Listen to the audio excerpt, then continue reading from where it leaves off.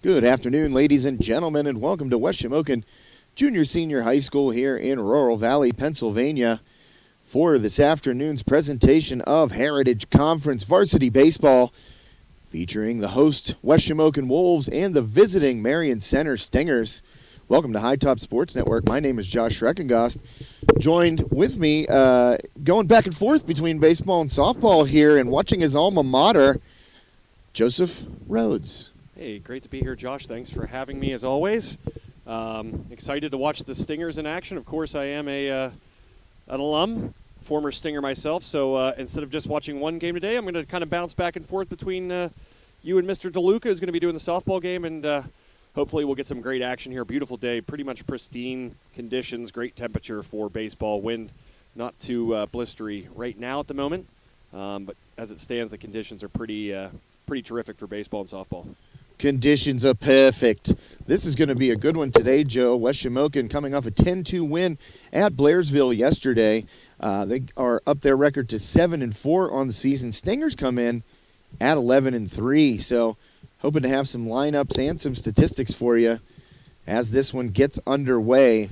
But it should be a good game here. Yeah, the Stingers obviously a team to beat in the Heritage Conference. I spoke with West Shamokin head coach Dave Powers over the last week a little bit about how this is shaping up and what it will take for the Wolves to have a chance for the Heritage Conference Championship. And the name Marion Center certainly was a part of that conversation. So a big game, not too many remaining on the schedule, and this is one that the Wolves would really like to have if they want to be able to get back to the Heritage Conference Championship. First pitch of the game in there for a strike. Not sure who's on the mound, and can't really see the numbers out here in left center field. He's a Gollinger. I thought that's who it was when he was warming up, but I can't really tell from the numbers sitting down here. So you're going to have to give me some. You're going to have to be my eyes here. I will do that. Second pitch fouled away there. Ollinger delivers strike three. So swing and a miss. 3 pitches, 3 strikes, and he's a Gollinger. Starts out strong.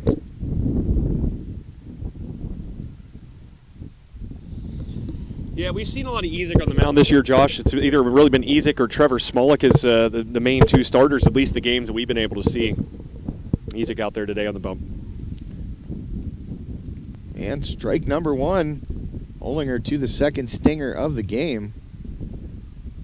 Looks like number 27 will be the stinger at the dish, Josh. Well, I'm going to pull up their roster right now. I was waiting for the game stream to hopefully start, but ball in the dirt there. Nico able to kind of knock it down. Luckily, no one on base. Nico Buffone behind the plate, as you mentioned. Calling everybody by their first names today, if you haven't noticed. That's fine.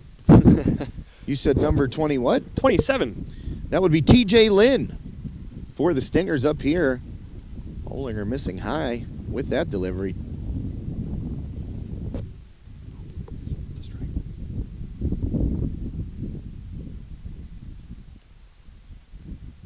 And low and in the dirt, so that'll make the count 3-1 here to TJ Lynn. Ollinger started this game with a strikeout, trying to work his way back from a 3-1 count.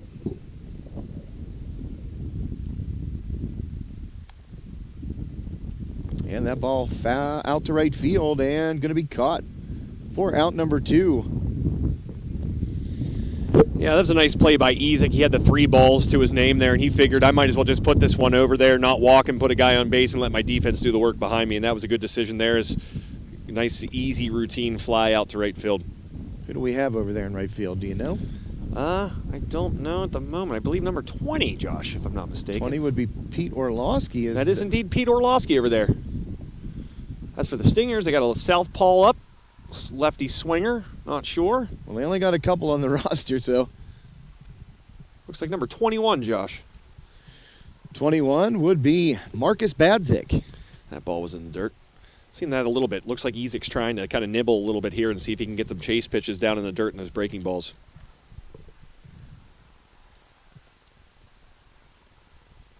Ollinger delivers that ball high and outside. To Marcus Badzik.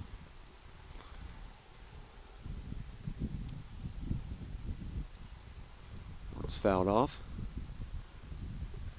Again, another breaking ball there. It looks like Ezek's really going to that, or Ollinger, I should say, is going to that a lot today. Trying to see if put it over there and get some weak contact on it, Josh. That ball low and in the dirt, so 3-1 now the count to Badzik. First two batters retired on a strikeout and a fly out to right here for Marion Center. Olinger steps off there. Reset there with his catcher, Nico Buffone. Go through the signs once more.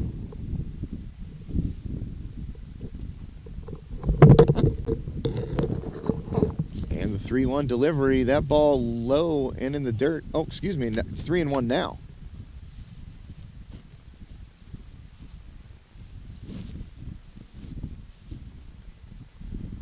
And Olinger fires that ball off the plate. So ball 4. And Badzik down to first base. Joe's now setting up over at the West Shamokin softball game. About to get underway. Wolves taking on the Stingers in that one as well. So we got a doubleheader here on High Top Sports Network. Baseball, softball doubleheader. And that ball popped and fouled. Out of play for strike 1. So I'm going to try and do it all here. Oh boy, I don't want to drop that microphone. That will hurt my ears. And Olinger throws a curveball there. That one misses. 1-1 now the count.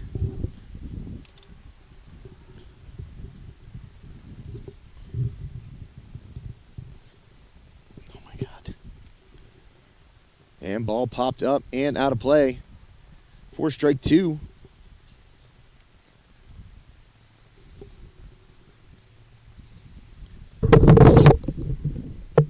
Oh.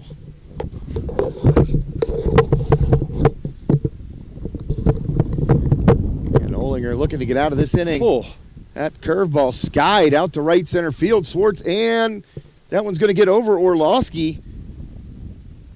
So a 2-out double right there by number 18. Run scores, number 21 coming across there, Josh. Yeah, and he got on due to a 2-out walk. So Badzik scores on the 2-out RBI double by Landon Bennett.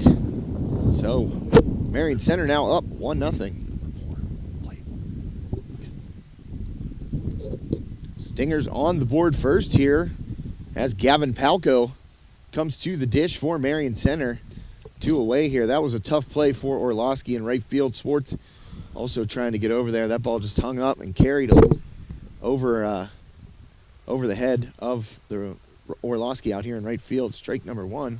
Yeah, it looked like he was coming in a little bit, was Orlowski there, and didn't necessarily judge it off the bat as well as maybe he could have, and that's what cost him there in that play.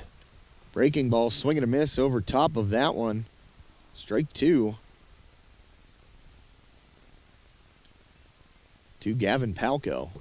So Palco in the hole here, 0-2. Some snazzy helmets by the Stingers. Those are like Notre Dame gold. And curveball in. Ooh, Oof. that was pretty close, eh? Yeah, I'm through the binoculars here, Josh, and I'm not sure where that one missed. I feel like I'm pretty much got the same view as this umpire is directly in front of us here. So 1-2 the count here to Palco. Olinger getting Palco to chase, but Gavin Palco gets a little piece of that and stays alive. Man, Palco lucky on that one. That was far out of the zone and very low. It's like hitting a driver almost, so far away from the body and so far outside. Low.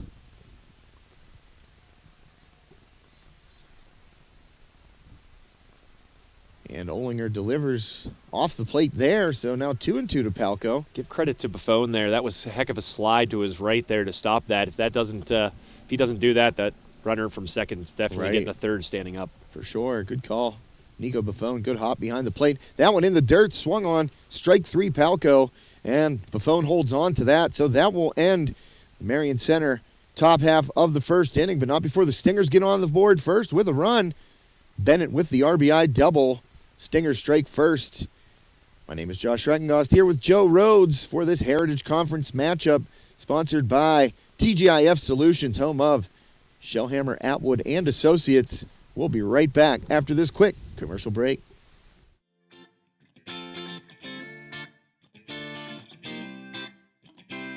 Our meat crew has our meat cage standing tall every day. We cut fresh every single day. We have great quality. We have great prices. You don't want to miss out, so make sure you come down and check us out. And also, look for our Facebook page, #SaveOnMeat. We have a ton of great giveaways every week involving meat. You're not going to want to miss that either. We also have chef-prepared, Chef Paul prepared sushi every day fresh. And Sushi Wednesdays, $5 sushi rolls. And you can win by liking and sharing on our Facebook page a Sushi Madness shirt.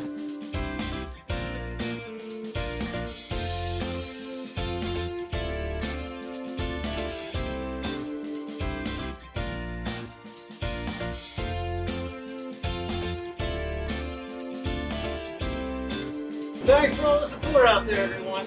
We can't do what we do without you. Come and see us.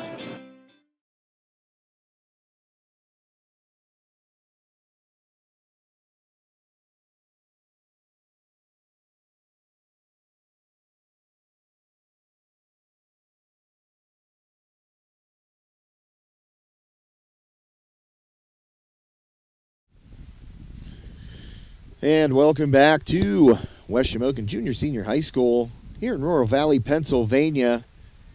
Marion Center versus West Shamokin in this Heritage Conference varsity baseball matchup presented by TGIF Solutions, home of Shellhammer, Atwood, and Associates. #Save on Insurance. Hashtag insurance that's right for you now and in the future. That's right. Just a little adjustment of the hitter cam there, because it started to creep up a little bit. And It looks like it's going to be number 9. That would be the center fielder. Bo Swartz leading off here, Josh. Swartz up first, facing Gavin Palco, number 4 for the Stingers. Palco's first delivery off the plate, ball 1. And you've gotten to see this team a lot more than I have, Joe. I've only seen them once this year. Tell me a little bit about the order here from top to bottom. Well, I think there's a little bit of balance. You're obviously going to see some strong hitters, guys that have been around the program a little bit longer. At the top, you got Bo Swartz leading off, of course, the center fielder, a guy that's certainly good at the field, but certainly good at the plate and has a little bit of speed, so in a good position there. And as I said, I think there's a little bit of depth throughout. But you certainly expect those guys, especially 1 through 5, to be able to produce in a game like this, to be a team that comes in at 11-3, Josh. Yeah. Well, I'm more familiar with Bo Swartz on the football field and on the basketball court, but obviously a great all-around athlete here at West Shamokin. Takes a 4-pitch walk, so obviously not the way Palco wants to start here. No, 4, the number on his uniform, and number of pitches he's thrown, and none of which were over the plate. Yeah, no, that wasn't good. Wouldn't call it great. Take a 1-0 lead. Last thing you want to do is walk the leadoff hitter. I believe this is Nico Buffon, if I'm not mistaken. And Number 10 puts a bunt down. good play at third base. Good sacrifice as well by Nico Buffon. That moves Swartz to second. Over there at third, number 24, Parker Black ranging in. Made a nice play, made it look easy right there. Yeah, Black charged that ball, and he read it off the bat quite well and fielded it cleanly and put the throw right on the dot. Nice play there from the hot corner. Looked pretty natural over there. That's a big boy, and Good number. 24-24, baby. I've worn that number, not in baseball. I was number 2. Don't know if there's a number 2 out here, but worn on the basketball court. Same school. There's a strike. Right on the outside corner there. Strike number 1. Yeah, Ollinger stepping in, so pitcher on pitcher here now. Isaac Ollinger facing his mound counterpart here in Palco. Down in the count, 0-1. And curveball there. Isaac swings over the top of it. So quickly in the hole, 0-2 here for Ollinger. Yeah, give Palco credit, though. That ball started over the center of the plate. It's almost like a slurve Yeah. of sorts. Broke off the side, and by the time Ollinger committed, there was no turning back at that point. You can see up in the hitter cam there that Swartz getting a pretty decent lead off second base. And Ollinger takes Wow. strike 3. That one looked low to me out here, Joe. Your And thoughts? Ollinger is frustrated. I'm looking at him through these binoculars, so I got a nice up-close view, and that was very, very, very tough, and he is not taking it well, and I don't blame him. Yeah, I mean, you have the binocs, and I mean, just my look, it looked below his knees. Wow. That's a really tough call. Palco gets the call. Swartz at second base. Justin Smolik at the plate for the Wolves. Swing and a miss on that high fastball. Big cut. And if you're West Shamokin right here, you'd like to get that run right back and enter that second inning tied. Right now, cleanup hitter up, runner in scoring position. Smolik down in the count, 0-1. Palco delivers that curveball in there again, and that's like you said, Joe. It kind of looks like that slurve. Yeah, and that was another tough one. Smolik kind of looked directly to his bench, almost asking for acknowledgement. Did anybody else see that? That looked low to you as well. And from my vantage point, that looked pretty low as well. Maybe not as low as Ollinger's in that last at bat, but still. That ball up high. Yeah, if I'm Ollinger, I'm sitting on the bench right now thinking I am going to pound that low strike zone next inning when I walk out there and see if I'm getting those calls as well. Especially if you can try to do it with that breaking pitch. Yeah. And the 1-2, that bounces away from the catcher, so Swartz will advance to third. Yeah, it's a tough play for the backstop there. That bounced quite a few feet in front of the plate at that point. You know, it's one thing if it's going to bounce in the dirt in front of you, but if it's bouncing that far ahead, then it's so hard to slide and be able to range for something like that. So, and it kind of took a hop opposite way anyway and went over his left shoulder right there. You're sliding from left to right. That's a tough one. And that ball, and a strike three call again. Wow. Smolik kind of. Well, Dave Powers quickly turned his head and started walking towards the bench, and I would hope I think maybe the next thing he's saying to his pitcher, Isaac Ollinger, when he goes out there is paint that bottom half. Yeah. That call is going to be made for the Stingers. If all things are equal, it should be the same call for the Wolves. So the Wolves strand what would be the tying run there at third base. Swartz unable to score. A couple of strikeouts for Palco, getting that lower half call, as you said, Joe. So that will bring us here to the top of the second inning, and we're going to stick around really quickly, and we're going to thank one of our awesome sponsors here on High Top Sports Network. We'd like to thank Phoenix Physical Therapy, Katanning, and Rural Valley. Life is all about motion, so orthopedic injuries are they're just a part of life. Phoenix Physical Therapy, Rural Valley, and Katanning will help you recover, recharge, and rise to new heights after an injury by creating a program focused on you. Your life should be pain-free and filled with activities that you love, and with help from Phoenix, you can get there. Schedule 24/7 online at phoenixphysicaltherapy.com or call us today to make your appointment. That's Phoenix Physical Therapy, Katanning, and Rural Valley. Hashtag save on physical therapy. A lot of hashtags. Yeah. Like it. Save on everything. Our sponsors are awesome. Yeah, and we patronize them too. It's not like, today Franklin Village Shop and Save and Fuel Center, one of our sponsors, stopped in there today, got some groceries for my aunt. A couple days ago, stopped into Sprankle's Neighborhood Market in Katanning, got some cold cuts, got some buns. And we recommend you all out there patronize them as well. They allow us to do what we do. Number 25 stepping into the box now, Josh, for the Stangers. Yeah, so swung right over the top of that. First offering from Isaac Ollinger. And you said number 25? Indeed. And that would be Dakota Bracken. And I have to point out that last pitch, Bracken kind of looked at it too, and that was the same place that those pitches in the last half inning were landing. So looks like the zone is going to be expanded a little bit south. Ground ball up the middle here, right to short, fired across, and one away. Yeah, I'm not sure if that is Nico Buffon who was batting earlier. Is Nico number 10? Nico is number 10. Yeah, excuse me. So, yeah, Nico's the shortstop today. We're so used to seeing him as the backstop playing catcher for the Wolves, but looks like since Isaac's pitching that he's going to slide over and play some shortstop here today. Haven't seen Trevor Smolik out there, which is curious.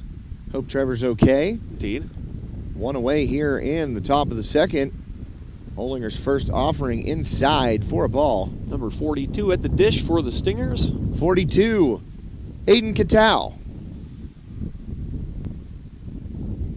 Oh, that one got inside right there. So I'm guessing they don't retire the 42 in high school? Nope. That's unfortunate. I don't think they do it in college either. You don't see very many 42s even in high school baseball. Oh, big cut. High fastball right there, and Catal swings and misses. So 2-1 now, the count.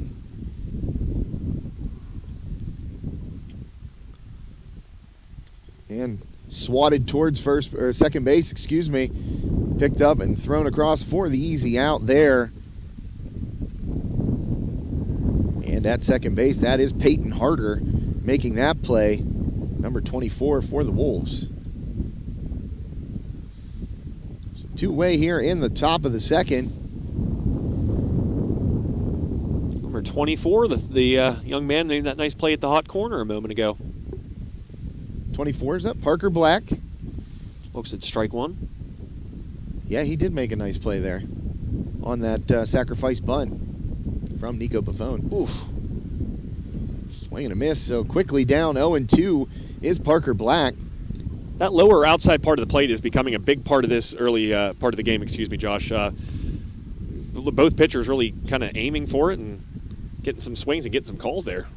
Olinger tried the breaking ball, kind of floated inside and low, so ball one.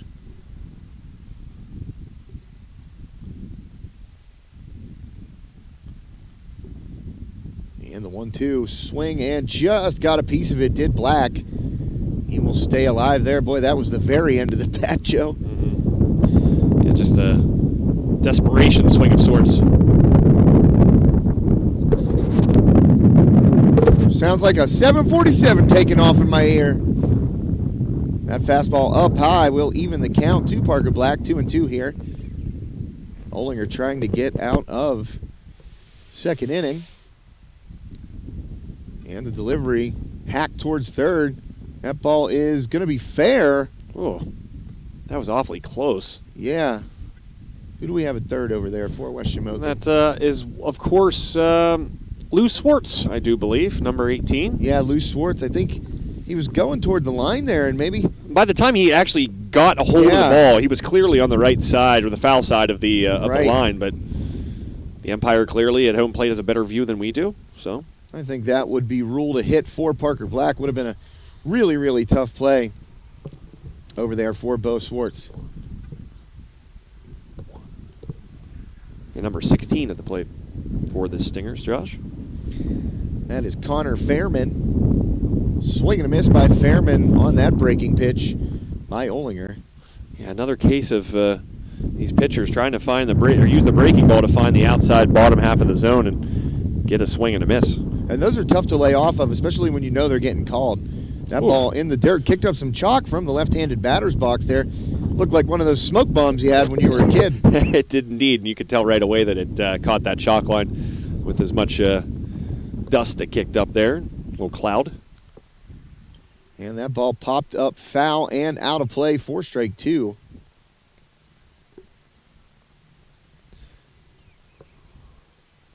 Not a huge contingent here today. No. At least on the bleachers side here. Well, maybe the nice weather scared everybody off. Well, maybe they're watching us at home. I would hope. And that ball inside and high to Connor Fairman. So a full count here, I do believe. Yes, sir. Full count. Delivered. Good pitch. Nice fastball there by Olinger. Gets Fairman swinging for the final out of this inning. Score will remain Marion Center 1, West Shamokin nothing. Bottom of the second inning, coming up after this quick commercial break. For Joe Rhodes, my name is Josh Reckengost. You're watching High Top Sports Network. We'll be right back.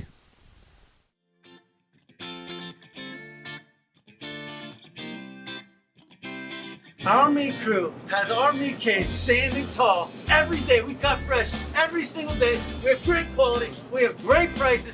You don't want to miss out, so make sure you come down and check us out. And also, look for our Facebook page, #SaveOnMeat. We have a ton of great giveaways every week involving meat. You're not going to want to miss that either. We also have Chef Paul prepared sushi, every day fresh, and Sushi Wednesdays, $5 sushi rolls, and you can win by liking and sharing on our Facebook page. Sushi Madness shirt.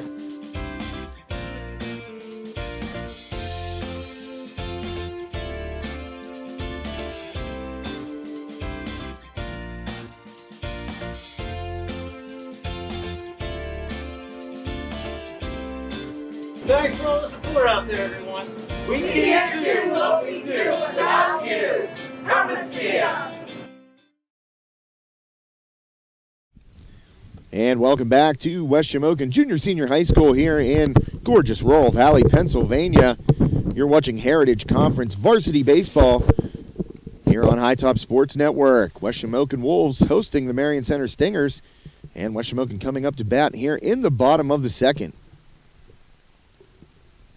Up for the Wolves, number 22, Logan Cogley. He's facing Palco.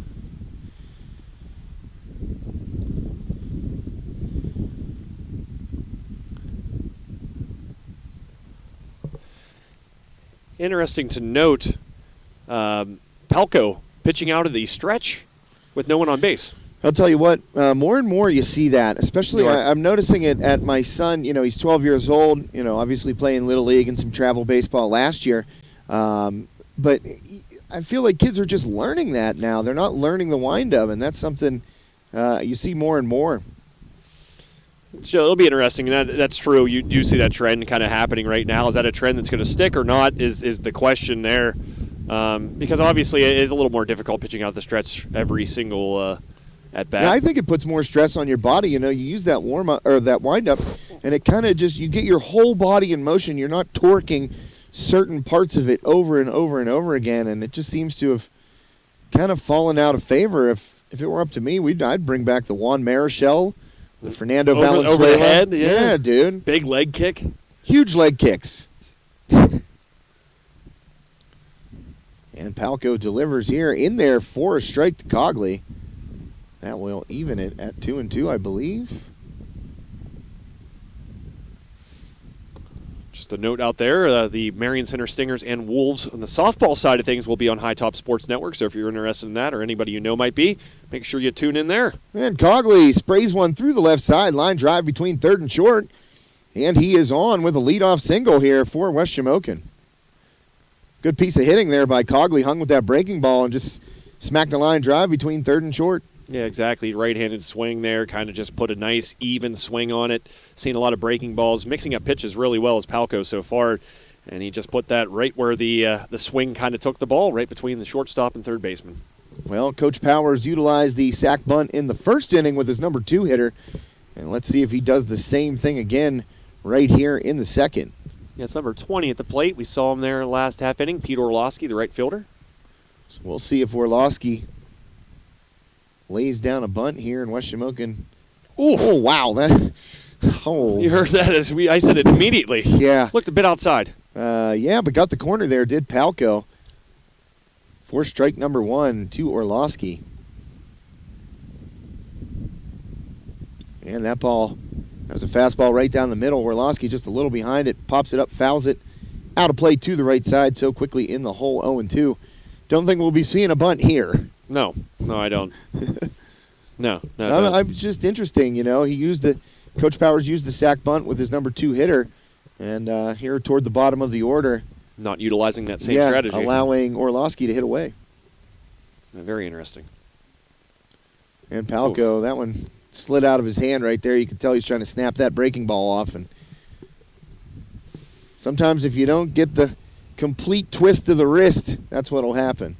Well, that young man, I wore the same uniform one time, and I got to pitch at PNC Park, and I definitely beamed a kid on a breaking pitch just like that. You know, how I remember PNC Park, I think I beamed 2 guys in that game, as a matter of fact. I didn't pitch very much at that game. Well, you got to take the mound at PNC Park. I did, and I beamed 2 batters. So it's... Well, it's a good thing. Like if you have $1 million scratch off and you don't cash it, do you still have $1 million scratch off? Right. Well, it's a good thing they didn't have rules like, you hit 2 kids and you're out of the game whenever I was a youngster playing, because I had a pretty live arm that was pretty out of control, and I've definitely hit my fair share. Needless to say, the nerves were in play that day. My Legion coach when I was 14 called me scatter arm. Third strike there to Orlowski as he goes down swinging. Another ball low in the zone. We've seen that really a lot here so far, Josh, that these pitchers are trying to use breaking balls, keep them low in the zone. And guys know now that that's going to get called down there, so you're seeing swings like Orlowski just had. That might have been out of the zone, but that negative reinforcement, if you want to call it that, has these guys swinging at some low pitches. So Palco's first pitch here off the plate for ball 1.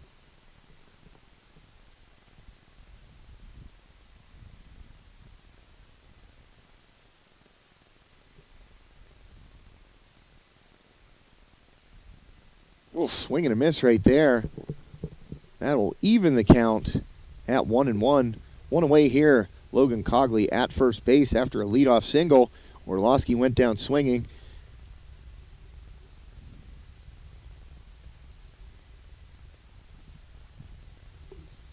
And the 1-1 here from Palco, that's upstairs for ball 2. Wish I could zoom in a little bit more with these binoculars. It looks like that's either 16 or 36, or it could be 112. Not sure. 16, 36, or 112. All right, sounds like we should play the lotto. The second digit's definitely a 16. Well, there's only one of those numbers on the roster, and that is Camden Eddy. That would be a young man swinging from the left side. Camden Eddy up there with one away. Cogley not getting much of a lead there at first. And Palco delivers that ball upstairs. So now 3-1 the count. Oh, excuse me, that's ball 4. And that will, Josh, with 2 runners on, bring number 18 to the plate, third baseman Lou Swartz.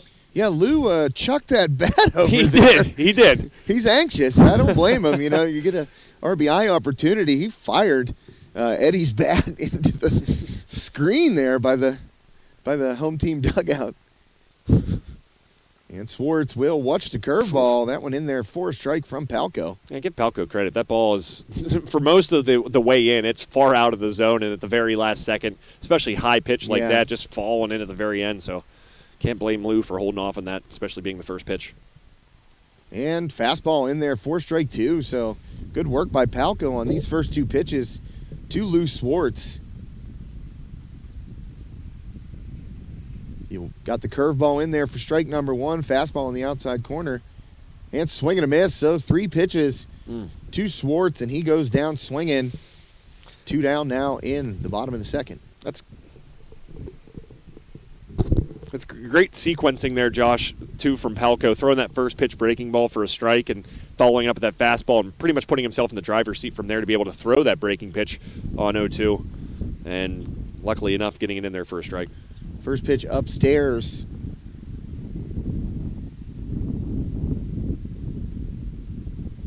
For ball 1, 2 men on here for the Wolves. That one, Your ball 2. number of your favorite football player, number 7.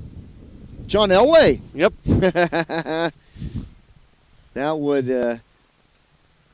that'd be Jack McCullough up there right now. And ball low.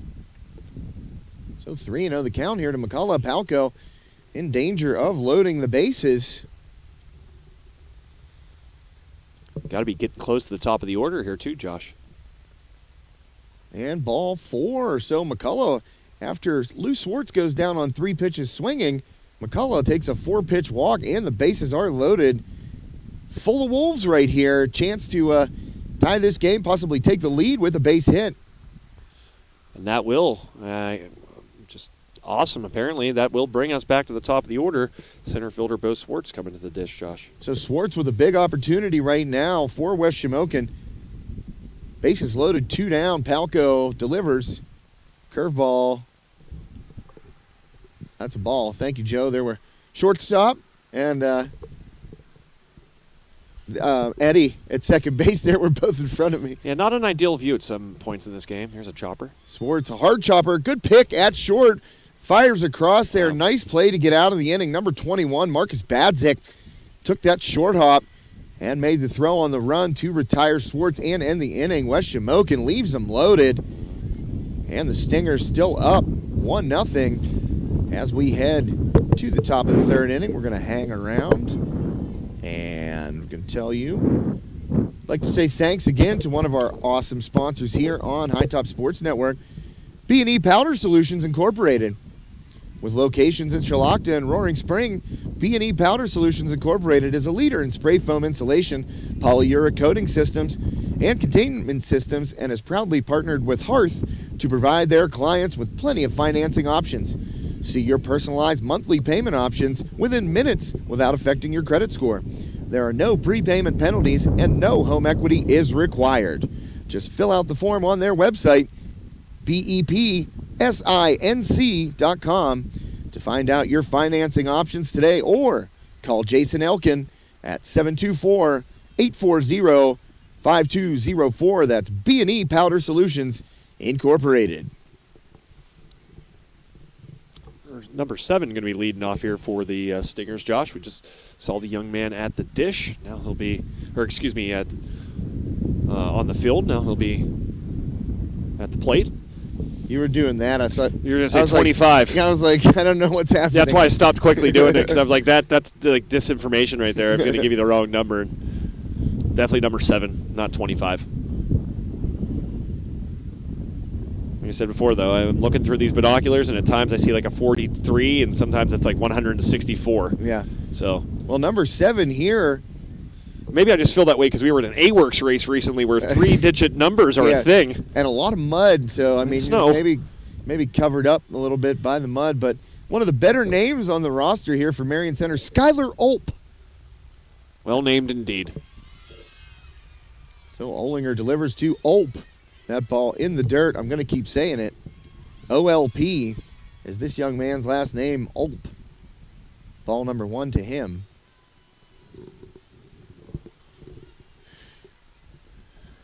And Olinger, the 1-0, that's going to miss upstairs. 2-0 the count now to Skylar Olp.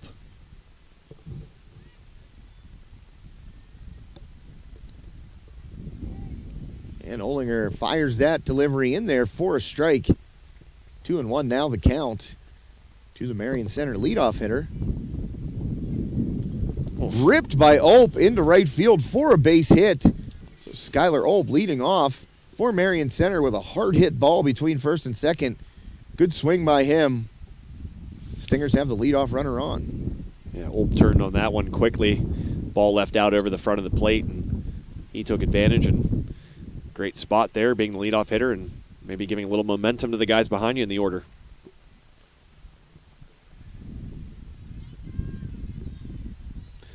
This guy's got a 2 as his first number. I can promise you that. I can see the 27. 2. All right, number 27 for the Stingers. That's TJ Lynn, so we're back at the top of the order for Marion Center. Oof. And curveball sits Lynn down right there. 1-0 the count. Olinger missing with that breaking ball. Lynn not trying to wear that one. My brother Jesse Schreckengost at home watching, and he said, I wonder if anybody's going to get beaned tonight at PNC Park. I love you, Jess. Love you so much, player. See what? I don't know, Jess. They are playing the Reds, right? No, it's the Giants' first game of the Giants series. That's right. In there for a strike. Good pitch by Isaac Olinger. Sun reappearing here? Oh, it feels good, too. It does indeed. It's been a chilly, chilly May. Well, you know what? When the sun gets behind those big, fluffy, kind of gray clouds, I mean, it like feels like it drops 10 degrees. It does. And Olinger, now ball off the plate apparently for a ball. The throw gets into center field, but Olp will not advance. However, able to get the stolen base. I was waiting for a strike call on the pitch, but apparently not. Nothing coming. Oh, sorry. No, that's all right. Very sensitive microphones here. When you bonk them with your head or your binoculars like I just did, it not easy on the eardrums. So, Marion Center, runner in scoring position. That ball right up the middle. That's going to be a base hit. We'll see if Olp tries it. And he is going to put on the brakes, not looking to test Bo Swartz's arm out there in center field. But Stingers are in business here. Runners at the corners, nobody out. Yeah, weakly hit, just slow roller right up the middle. Bo Swartz had to come up a good, 30 or 20, 30 yards just to retrieve that thing. And give credit to the Stingers right now. They're just putting bat on ball. You know, they don't really care. They're not trying to overpower it or do too much. They're just literally trying to put some, I was going to say wood on the ball, but in this case aluminum on the ball, and doing a good job of it so far. Or titanium alloy. It's right. They make bats out of all kinds of alloys. All kinds of metals. I gave me one made out of maple. So if there's anybody in high school baseball that hits with wood. Are you allowed? I see a lot of kids with a wooden bat in their bag. I don't know if it's just, practice bat. They want to get swings with it. I'm not sure. But I see a lot of wooden bats in the bag. Maybe they just do it during batting practice. Swing and a miss on the run here as Lynn. He's going to get in No throw down. I'd love to tell you this guy's number, but this umpire's position just literally perfectly. Oh, yeah. I can't even see the batter. This umpire is literally perfectly placed between he and I. Well, I'm going to guess it is Marcus Badzik. Badzik. Marcus Badzik, because there's only a few left-handed hitters on this team. Or maybe it's Landon Bennett. He had that RBI. Maybe number 18 up there, Joe? Landon Bennett? I'm trying here. It's oh, boy. Well, I'm pretty This umpire could not be any more perfectly in front of my view. I'm pretty sure it is Bennett. He had that RBI single in the first inning from the left side of the plate. I want to say you are correct, but again, as soon as he steps back in, this gentleman in blue, right into my line. Yeah, firmly in the hitter cam as well. That ball That's a off the 20-something there. Oh, I should have had my binoculars up. Oh, poop. I apologize. Must be Badzik then. He's 21. I believe that's who that is. And Strike three looking. Woo! Olinger gets a big strikeout right there of Badzik for the first out of the inning. Stingers still have runners at second and third. Got Olp and Lynn on third and second, respectively, for Marion Center. The young man you thought was up, I think, is now. Bennett. And Bennett reaches out, fouls that one away. Number 18. Yep, that is indeed Landon Bennett. I have to mention this too quickly. We're seeing these balls in the outside part of the zone being in play for strikes, and opposite side now with a left-handed batter. You saw Olinger throw that pitch on the outside corner. There's a low one right there for a strike. But to Badzik on that last one, that was the opposite side. So clearly the message here is the umpire's going to let some balls low and outside be in play here. So guys have to be aware and be swinging if something's close to the knees. And that ball hit weakly to first base. A run will score. As Smolik takes the ground ball, 3 unassisted, but an RBI ground out for Bennett. That's his second run batted in of the day, and Stingers now up 2-0. Here's the dude with the very, very bright helmet, number 4. I think that's the pitcher, correct? Oh, man, that is Notre Dame gold. You weren't lying. Gavin Palco at the dish right now for the Stingers. Olinger delivers, trying to limit it to 1 run allowed. No call there for Isaac Olinger. Ball number 1. That was close, huh? I mean, I've seen that pitch about 10 times today called a strike, so a little confused, but play on. Swing and a miss right there. Good fastball on the outer half by Olinger. Palco swings through it. 1-1 now the count. And inside again.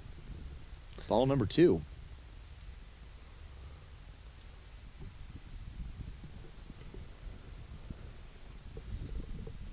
Olinger delivering the 1-1 to Palco. That one in the dirt. Good stop behind the plate. You're not sure who's catching today, but he obviously, as we mentioned earlier in the game, Nico Buffon normally in that spot. And whoever this is, filling in quite well, doing a good job of stopping those balls in the dirt and not letting anything get behind him. So good job to that young man. Fortunately, can't see his number. Swing and a tapper to short, and Buffon on cue picks that one up and fires across to Smolik for out number 3, but the Stingers tack on another one here, are now up 2-0. Olinger doing a good job to get out of that inning with just 1 run allowed, as Marion Center had guys on second and third, nobody out, and only able to plate one of those. So we're about ready to head to the bottom of the third, but we're going to stick around and thank another one of our awesome sponsors here on High Top Sports Network. We'd like to thank Schulteis Roofing Incorporated. Schulteis Roofing Incorporated has been installing commercial low-sloped and sloped roofing systems for over 23 years and has evolved to become one of the most experienced roofing contractors in the state of Pennsylvania. Your number 1 choice in commercial roofing services. Contact Schulteis Roofing Incorporated today at 412-828-7192. Schulteis Roofing Incorporated, here for all your commercial roofing needs. And we'd like to thank Deer Track Golf Club and Event Venue. Nestled amongst the pristine farmland and rolling hills between Katanning and Rural Valley, Deer Track Golf Club offers a 9-hole course, driving range, and 2-story event barn. Check out their daily dinner specials and catch the game on the big screen. Whether you want to hit the links or grab dinner and drinks, Deer Track Golf Club and Event Venue is the place to be this spring. Yeah, it's an interesting fact here for you. The place that I spend the most time with my shoes off is, in fact, Deer Track Golf Club and Event Center. Not in the shower. Nope. Not in bed. No. At Deer Track. Yep. For those that don't know, I like to golf with my shoes off. I've seen it numerous times, and I got to tell you, folks, Sight to I behold. wouldn't do it. It's just me. I wouldn't do it. I'd be afraid to slip, honestly. Nope. I feel like I have more control. I just feel one with the game. I feel like I could see that. You're feeling the nature come up through your skin as you swing the club. Literally, yes. That you just worded it perfectly for me. Very molecular. Yep. And starting off here for the Wolves, Josh, will be the young man who retired the last out for the last half inning, Nico Buffon. Well, Nico Buffon looking to try and get something started here. Wolves now down 2-0 as Palco misses on that breaking ball for ball one. Gavin Palco on the hill for Marion Center in this Heritage Conference matchup. That fastball about 57 feet. Kind of short-armed it. Looked like he kind of rushed to get to the plate there a little bit, did Palco. Well, and that's one thing we were saying about pitching out of the stretch, man. If you don't repeat the motion the exact same way every single time out of the stretch, you're going to come up short. And that is ball three. We saw him kind of have some control issues there, but got out of that jam last half inning. Got behind in a lot of the counts there in the last time out. Yeah, Wolves left the bases loaded in the second. That one in there for a strike. So Buffon in the driver's seat here, 3-1 the count.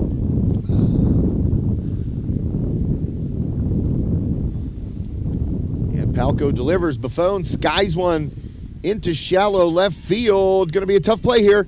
Oh, and a ball drops in between the left fielder and the shortstop. Looked like Lynn and number 16 out here in left, Connor Fairman. Little miscommunication on that. I mean, if you're the left fielder, you're coming in. That's your ball. Yeah, absolutely. And, the sky isn't too difficult. I think where that was might have been where the blue skies were, or the blue skies were. If it gets into those clouds where it's kind of multicolored, this just from golfing, for instance. Yeah. We just talked about that. The ball can get lost up there real quick, but I think really Fairman, where he was playing that, did not have a bad view on that fly ball. So Buffon leads off with a single here for the Wolves. Isaac Olinger now at the plate, trying to help himself here.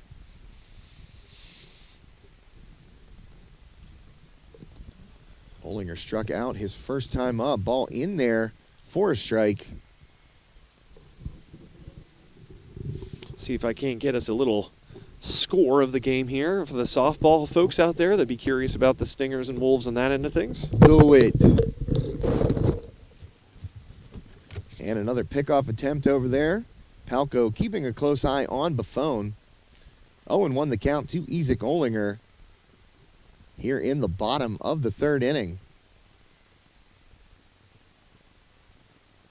And breaking ball, line to second base, caught, and Buffon is going to be out at first, doubled off right there. So the line drive by Olinger into the glove of Aiden Kitao, and he fires across to first base. Nico Buffon more than halfway. So that double play, a rally killer for West Shamokin, going to have to start from scratch with Justin Smolik here. And that ball off the plate. Ball one.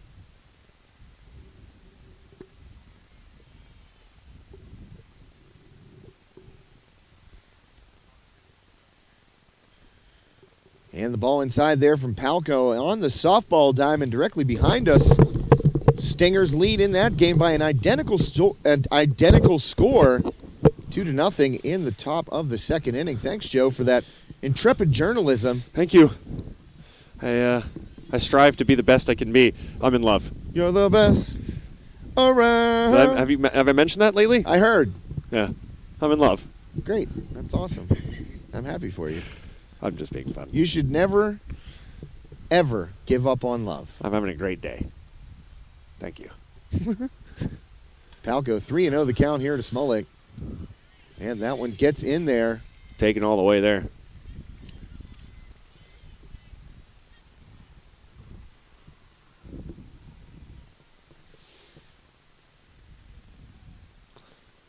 So Smolik here, 3-1. Palco taking a long time looking in, got the sign, ready to deliver. And Smolik, Whew, sky high. yeah. And that is going to be caught in center field. And I'll tell you what, I'm pretty sure Skylar Ulp thought that ball was crushed because he took off hard and then realized that was just going to be, midway into the outfield here and got back under it, judged it well, able to play it and grab it for the third out of the inning. So the Wolves hit into a double play. That was rough after Nico Buffon led off with a single. And that will end the third inning here. Before we head to the top of the fourth, we'd like to thank another one of our superior sponsors here. Superior is a great word for it. Superior. There's no one better. That's right. In each of their particular areas, vertical markets, they are the best. We'd like to thank A.E. Rican Welding Company. A.E. Rican Welding Company would like to wish the Wolves all the best this spring sports season and send their steadfast support to all West Shamokin spring sports teams and athletes. For all your commercial welding and fabricating needs, contact Jeff or Drew Rican at 724-783-7878 today. Permanently fused. If you'd like 2 gargantuan hunks of pretty much any metal, even alloys. Yeah, just mammoth chunks, though. We're talking. We're not Yeah, talking we're not small talk- potatoes here. No, we're not talking stuff you could do in your garage. No. We're not soldering here. No, Josh. we're not teaching our kids how to solder. We're talking commercial welding and fabrication. You call Jeff or Drew Rican. Just utter permanence. Those are our guys. Mm-hmm. If I actually had a commercial, A need for welding. if I had a commercial welding need, Yeah. I don't think I have. Maybe we will, though. I You don't- never know. High That's top, true. we're growing every month. Things are happening. Bing, bong, bing. You get it. When we buy our production truck, we're going to need it. Yeah, and we're going to need Jeff and Drew. Oh, they're really nice guys, very supportive of West Shamokin Athletics. So thanks to Jeff and Drew. Ground ball here to third base. Picked up by Swartz. Had trouble getting it out of his glove. Fires across. And safe Ooh. at first. And Smolik kind of gives the umpire a look. Like, really, man? But Well, the tough part there was looking through the binoculars. It looked like Nico might have had a chance at shortstop. Buffon, excuse me. It Yeah. looked like Lou kind of stepped in front, bobbled a little bit, and that bobble's what cost him there.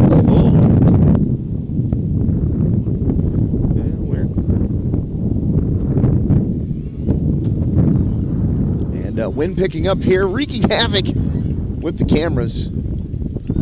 Try to get that back for you as Hollinger misses with his first delivery. And I think I got it. All right, we're back. This So- is number 42 at the plate, popping this one up to third. Swartz going to have a play on that. Grabs it for out number 1. And that was Aiden Katow popping out to third base. Now stepping in for Marion Center, number 24. Parker Black, the third baseman up there, watches. Oh, I thought that was going to be a strike. Nope. And ball number 1. Another close pitch. Second time I've seen that exact pitch thrown that looks very much in the zone and not called for a strike. Everything outside of the zone seems to be in play more so than the inside right now. Hollinger delivers. That one catches the corner, so 1-1 now the count to Parker Black.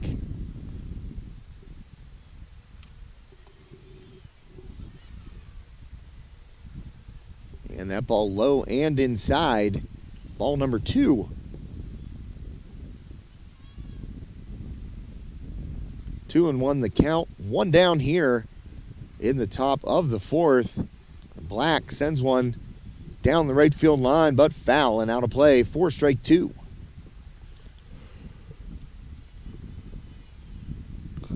At first base is number 25, Dakota Bracken. Not sure if he hit or came in. Don't remember calling his name. And ground ball down the third base line. That's going to be fair. And Bracken rounding first. He's going to put on the brakes. Excuse me, rounding second was Bracken. And it's funny, the third base coach there was waving him to keep coming, number 25 there sitting at second base, and kind of wasn't looking for his third base coach, but I'm not sure if he would have been able to get in there safely even if he would have listened to his coach. So maybe a better call listening to himself than the gentleman standing at third. Yeah, Logan Cogley got to that ball quickly, and he would have had plenty of time to set himself and deliver a solid throw. So Bracken not trying to test Cogley's arm out there in left field. And we got number 16 at the plate here, Connor Fairman, and a chopper to shortstop. Shuffled on for one, tries to fire it across for two, can't get it. So, one out recorded here on that fielder's choice. Stingers will have runners at the corners. As Fairman chopped one right at Buffon, he shuffled it over to second baseman Peyton Harder, but that's tough to turn that play. Fairman just hustling down the line and beats it out. And number 7, Skylar Ulp, coming to the dish right now for the Stingers. RBI opportunity for Ulp. And not sure if we had some equipment issues over there or... Looks like Nico Buffon stepped over to the dugout to talk to Dave Powers. Maybe a change in the signs or something. Want to make sure that they were on the same page there, it looked like.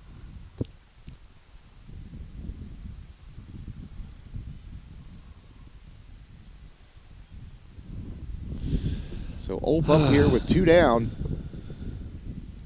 Trying to add on to that 2-0 lead. First pitch from Olinger outside, ball 1.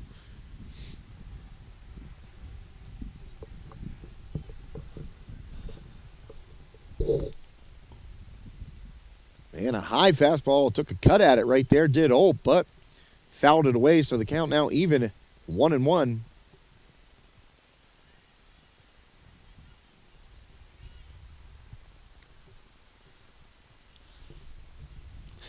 It's interesting. There's a woman behind home plate with a pair of binoculars. She's looking out at you. It looks like it from this vantage point. Curveball going to be a tough play. Wow. Olinger. And wow. Luckily for West Shamokin, Ulp never came out of the box. I don't know if he thought, might have fouled it off his foot and didn't take off, or if he slipped in the box. I didn't see. See if I can go back up here and catch it on the replay. Yeah, despite the throw being offline, Justin Smollick, the first baseman, had plenty of time to gather that one and still find the bag. Plenty of time still, so I don't know if Ulp came out of the box a little slow and just kind of gave up on the play, or maybe got a little injured coming out of there, but certainly not moving. Oh, out. he fell down. Did he? Okay. Yeah, I just saw it on the replay of our stream here, and he took about 4 steps out of the box, face planted. It was not good. Okay. I want to see if I can pull it back. I don't think you can. I'll see it here later. I always watch these broadcasts. But I always love to go back and watch He was them. definitely hustling, and that's why Olinger knew, because that was a no man's land. Honestly, that ball was perfectly placed. That's like, when a lefty drag bunts and gets it past the pitcher. Olinger knew he had to hurry. And poor Skylar Ulp, man, it was like 4 steps and just boom, straight down. Can't knock the hustle. And we are going to head to the bottom of the 4th here shortly.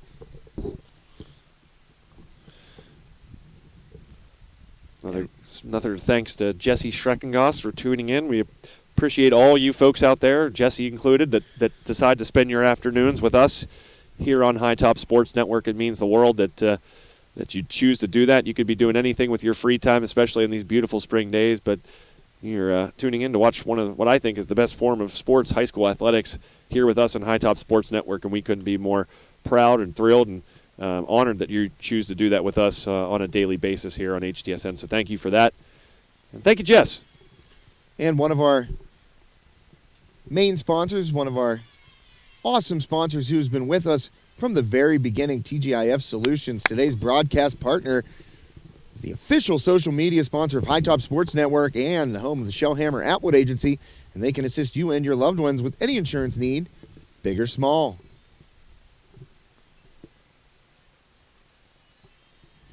Check out TGIF.Solutions today. Logan Cogley at the plate for West Shamokin.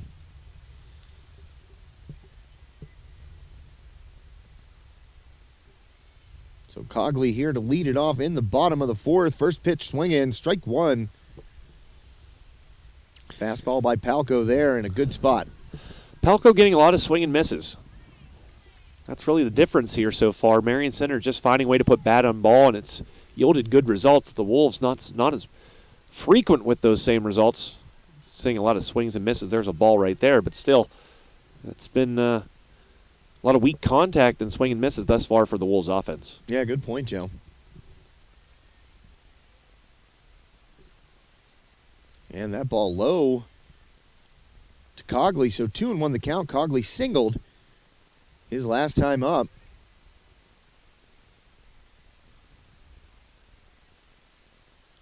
And the 2-1. Cogley sends a shot out our way here. Oh, deep boy. left center field. It's up and it's out of here. Home run, solo shot, leadoff for Logan Cogley. And Joe Rhodes, he does it all, folks. Runs over there and tracks that home run ball down. But the Wolves are on the board.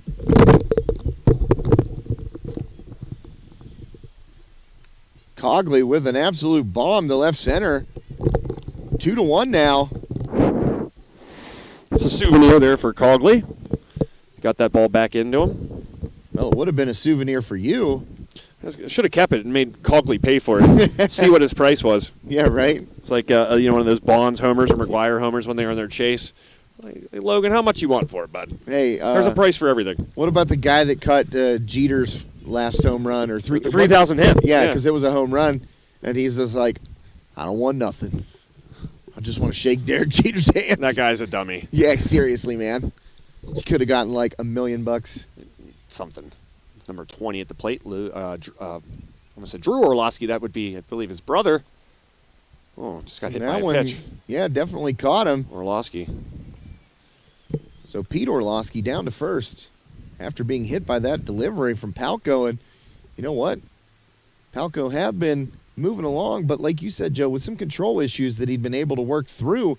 Right there, Cogley got to him for that solo shot. Now maybe after hitting Pete Orlowski with that pitch, Palco maybe kind of feeling the squeeze right now. Big cut there. Yeah, swing and a miss right there on the first pitch. Strike one. It's like number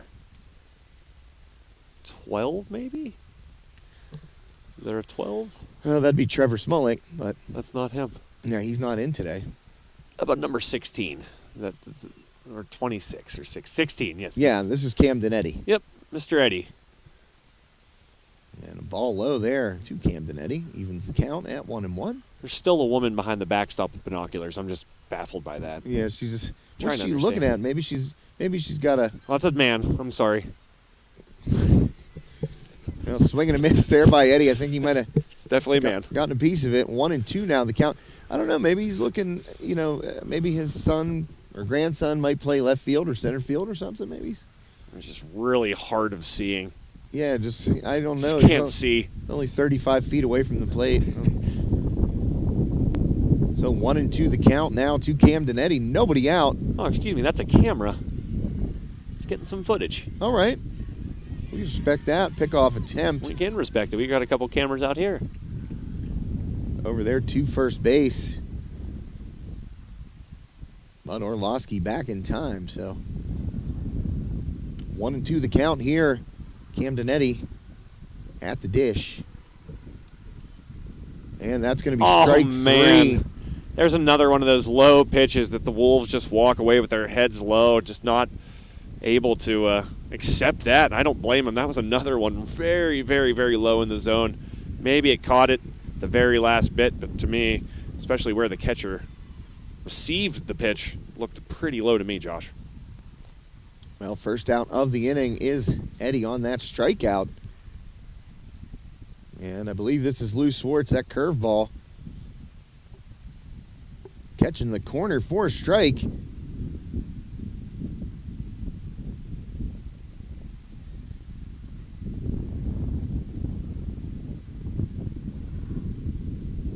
0-1 delivery. Swartz does not pull the trigger in there for a strike. Number 2.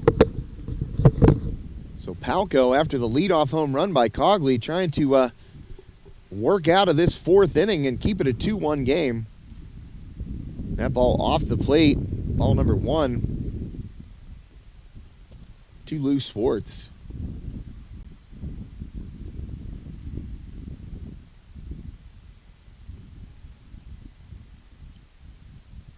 And the 1-2 here from Palco. Swartz on the ground, 2-3. Black going to second here, gets the first out, fires it across, and that throw gets away from the first baseman. So Swartz will be in there.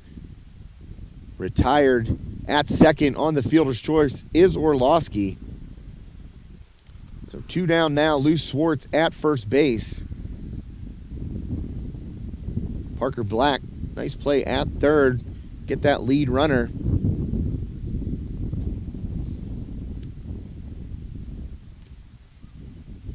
And I believe this is Jack McCullough at the plate. And Swartz back in time. Pickoff attempt there by Palco. Yeah, that is Jack. I didn't see him out in the field today. I think he might be DHing today. Whatever you call that in high school baseball. EH, I think. Thank you. Yeah, this number 7, like Big Ben.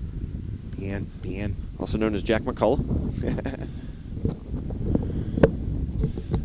Oh, McCullough taking that one outside and into the dirt for a ball.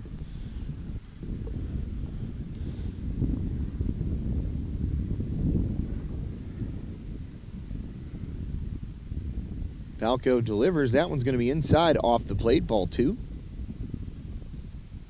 Boy, Cogley got a piece of that home run, huh? He did. I mean, here's the thing. I've seen a couple home runs. I saw Trevor Smolik hit one just over the fence, same spot, but that Cogley one was a good, 15 feet over the fence. Palco getting the corner there on McCullough for a strike, 2-1. But yeah, Cogley, definitely cleared it, and we had the perfect angle for it. As soon as it came off his bat, I'm like, that's gone, because it was coming basically right at us. I was looking through the binoculars, and I thought for a second it was coming right after us. Well, pickoff attempt gets away, so Swartz going to hustle down to second base. That ball's still on the fence. And Marion Center able to get it back to the mound. So Swartz advances on the errant pickoff attempt by Palco.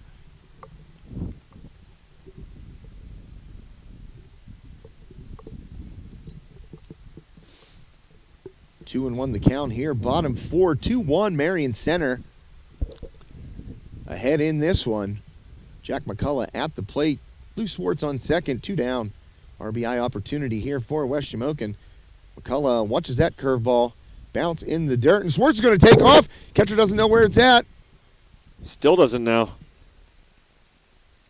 I don't know if it's in his... Oh, it's laying right there. Oh, I don't know how you didn't see that. He was looking everywhere but right down at his feet. I guess so. So Swartz able to advance from first to second on the errant pickoff attempt, and now able to advance from second to third on that pass ball. I feel like you got to give it a pass ball right there because it was blocked down. Yeah. And McCullough swings over that high fastball and misses. So full count here. 2 down. Swartz at third with the tying run. See if the Wolves and McCullough can get him home. And McCullough swings and misses, so Palco gets the inning-ending strikeout of Jack McCullough. But the West Shamokin Wolves finally on the board, courtesy of Logan Cogley. Leadoff home run in this frame. We're going to head to a quick commercial break here on High Top Sports Network. For Joe Rhodes, my name is Josh Reckengoss. We will be right back. Tired of waiting around for your insurance company to get back to you after a claim? Avoid the trouble and place a face to the name of all your insurance needs. Shellhammer Atwood & Associates, a member of TGIF Solutions, provides a wide range of services and can promptly provide the service you expect when you need it most. The team at Shellhammer Atwood & Associates has expertise in all lines, including home, auto, life, business, and farm insurance. Stop in at Shellhammer Atwood & Associates, located at 331 Arthur Street in West Katanning, for a quote today. With over 40 years of experience, Steffi's Country Catering in Adrian provides sumptuous home-cooked food served by a friendly professional staff to make your next event worry-free. Ask about their grazing tables and 3-tier cheese ball cakes. Sugar Rush Cupcakes by Tara are available by order, and be sure to check out their Facebook page for weekly Sunday takeout specials. Mention High Top Sports Network when you book your next event to receive a special 10% discount. And welcome back to West Shamokin Junior Senior High School here in picturesque Rural Valley, Pennsylvania.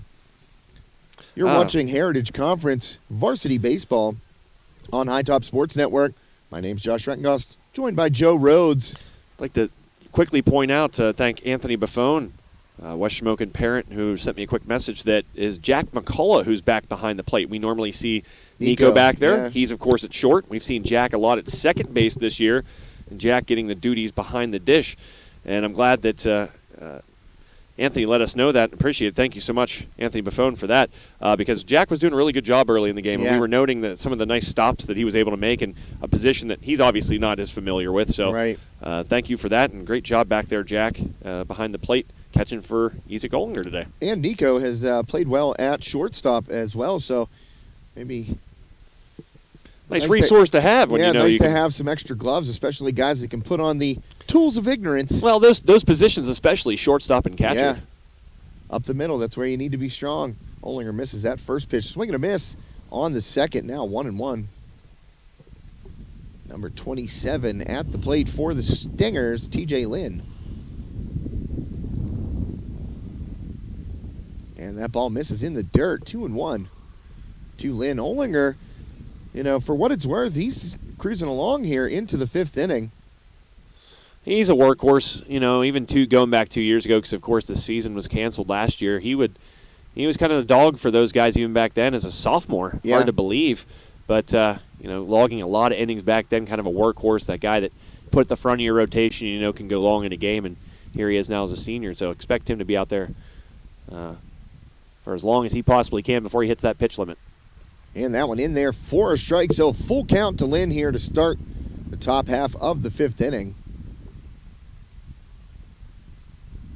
Workhorse is a good way to describe Isaac in all sports, really.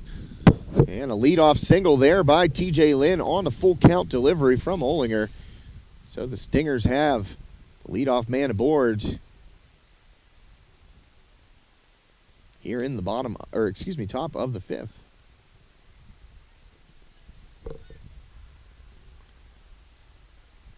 Looks like Badzik back to the plate. Second number's a 1. I believe the first is a 2. That'd be 21. Marcus Badzik up here with Lynn aboard at first after that leadoff single. Ollinger delivers, and Lynn's on the move. Throw down from McCullough. Oof. Close play, but Lynn's going to be in there safely. You know, to Jack McCullough's defense there, it didn't look like Badzik really was getting out of the way too much. He was still kind of standing in the box and kind of hovering a little bit over the plate that kind of interfered, I feel like, with Jack's throw. So if anything, maybe the umpire could have thought about making an interference call there. Well, speaking as a left-handed hitter, that was purposeful. You do that whenever you know your guy is running, and you just kind of make the catcher throw over top of you.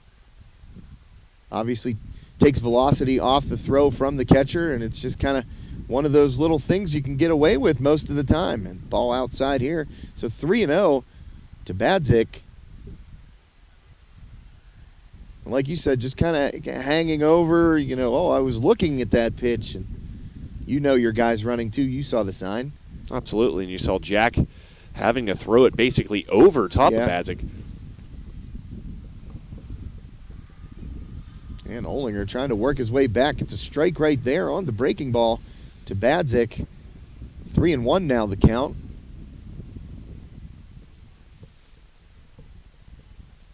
And that ball off the plate, so Badzik will draw the walk. So Lynn, a leadoff single. Badzik follows with a walk, and now Marion Center in business here in the top of the fifth.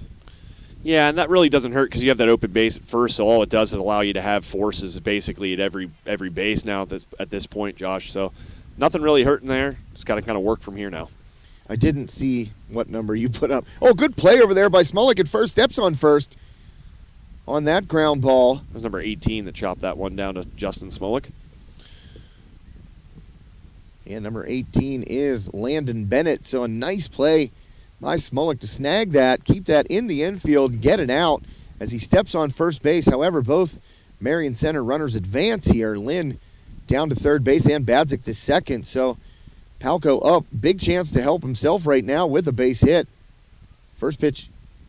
Couldn't tell, Joe. There was an umpire in the way. I know. Literally, the line of sight that we have here, that's the gentleman in the Notre Dame helmet. Yeah, that's Palco. And second pitch by Olinger. I saw that one missed. I think it's 1-1 is the count. Let me see, look through here, see if the umpire gives a sign. Normally, sometimes you'll see him put his hands up and show the count. Not that time. And a swing and a miss right there. Good fastball by Olinger for a strike. 1-2. Yep, all right. That was good. So strikeout would be huge right here and just fouled away. Palco just getting a piece of it. Back to the screen. Count will remain 1-2.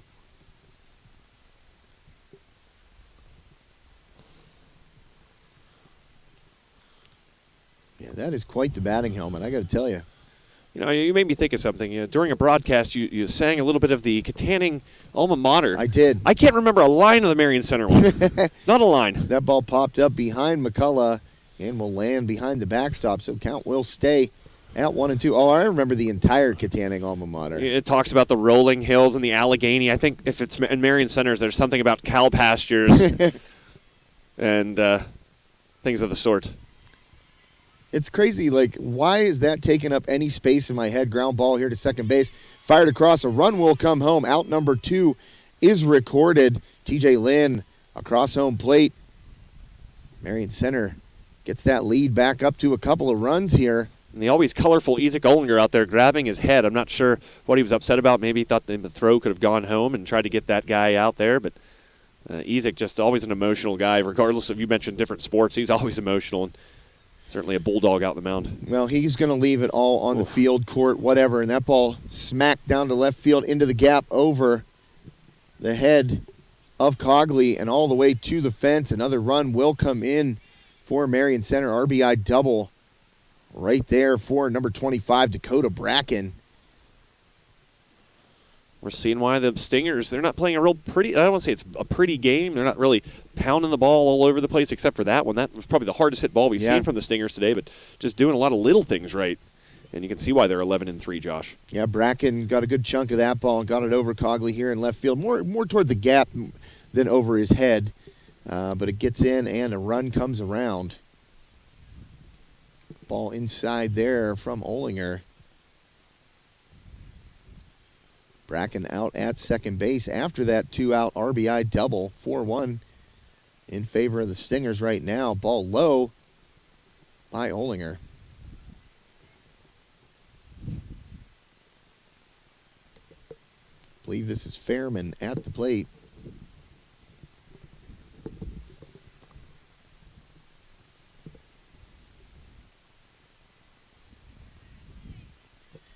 Oh, maybe it's Aiden Cattell, excuse me. And couldn't see, think it was a strike. And that umpire could move a little bit.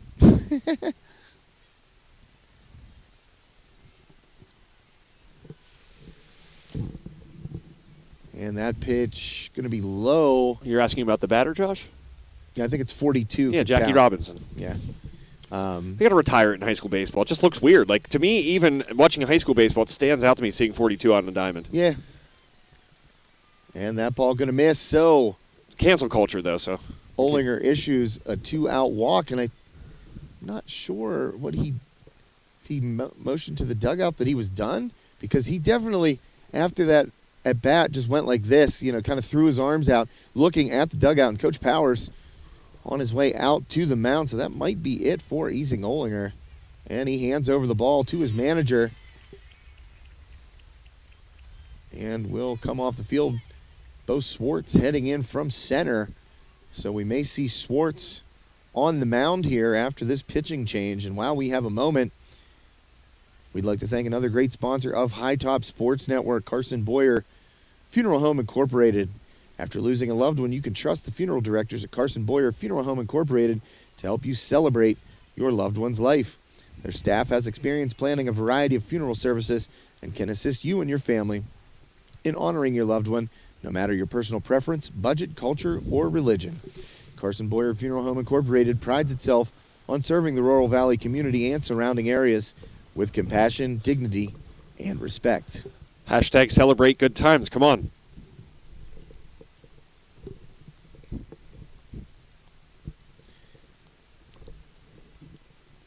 And while Bo Swartz is warming up, I'd also like to thank Steffi's Country Catering. With over 40 years of experience, Steffi's Country Catering in Adrian provides sumptuous home-cooked food served by a friendly professional staff to make your next event worry-free. Ask about their grazing tables and 3-tier cheese ball cakes. Sugar Rush Cupcakes by Tara are available by order, and be sure to check out their Facebook page for weekly Sunday takeout specials. Mention High Top Sports Network to receive a special 10% discount when you book your next event. Hashtag go Stangs. That's right. I'd like to thank Terry Steffi, big supporter of High Top Sports Network. Great guy. Institution in the baseball. He's a Hall of Famer, right? County Hall of Famer, indeed. Right. We got to see him be inducted a couple years Oh, yeah, back. that's right. Terry, I'm sorry I didn't remember that. The Butcher. The Butcher.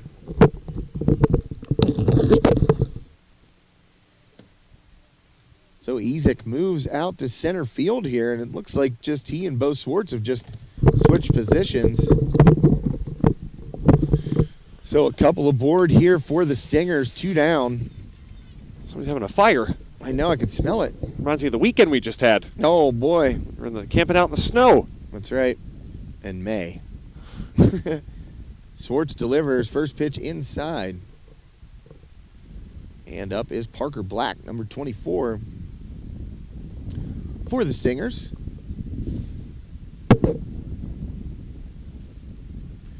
And that one in there for a strike. See if I can't get us a little softball score here, Josh. Do it.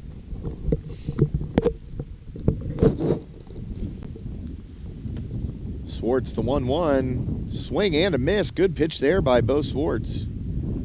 That'll be 1-2 now. On Parker Black. West Shamokin trying to get out of this inning, down 4-1. And Swartz hits Black. Oh, not what you want to do ahead in the count right there. And the bases are now full of Stingers. Marion Center loading them with 2 down. And I believe this is going to be Skylar Ulp. Nope, it's not. It's a right-handed hitter. Thought the green bat might help me, but I was wrong.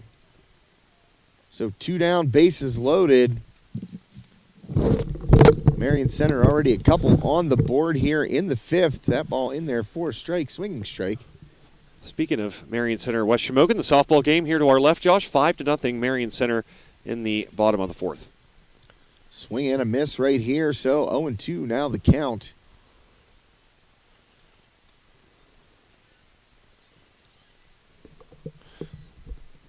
And Swartz trying to get out of this inning, leaving him loaded.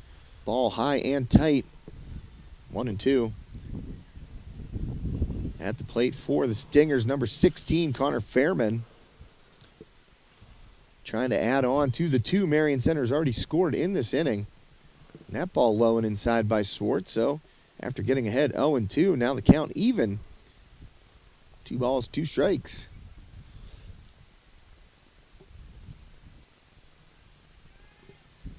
And Swartz delivers. Ground ball to third. Swartz on top of it, and he just lays on third base. Good play by Lou, using his body to knock it down and just rolling over on third base for the force out. And that'll get West Shamokin out of the 5th inning, but not before the Stingers tack on 2 more. And now lead by 3. Score is 4-1 in favor of Marion Center. And we are going to take a quick commercial break here before the bottom of the 5th inning. Thanks so much for tuning into High Top Sports Network today on this TGIF Solutions Game Day. Heritage Conference Varsity Baseball between West Shamokin and Marion Center. My name is Josh Schreckengost. For Joe Rhodes, we will be right back.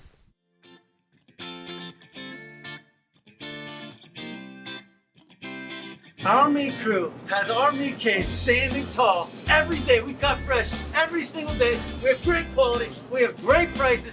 You don't want to miss out, so make sure you come down and check us out. And also, look for our Facebook page, #SaveOnMeat. We have a ton of great giveaways every week involving meat. You're not going to want to miss that either. We also have Chef Paul prepared sushi every day fresh. And Sushi Wednesdays, $5 sushi rolls. And you can win by liking and sharing on our Facebook page a Sushi Madness shirt.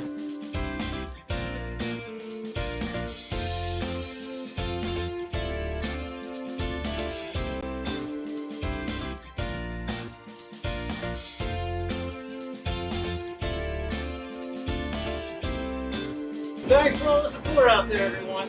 We can't do what we do without you. Come and see us. And welcome back to West Shamokin Junior Senior High School here in scenic Laurel Valley, Pennsylvania, for today's Heritage Conference varsity baseball matchup between Marion Center and the host, West Shamokin Wolves. Right now, Wolves down by a score of 4-1 as we head to the bottom of the fifth inning. Today's game sponsored by TGIF Solutions, the home of Shellhammer Atwood Agency. Visit tgif.solutions for all your insurance needs.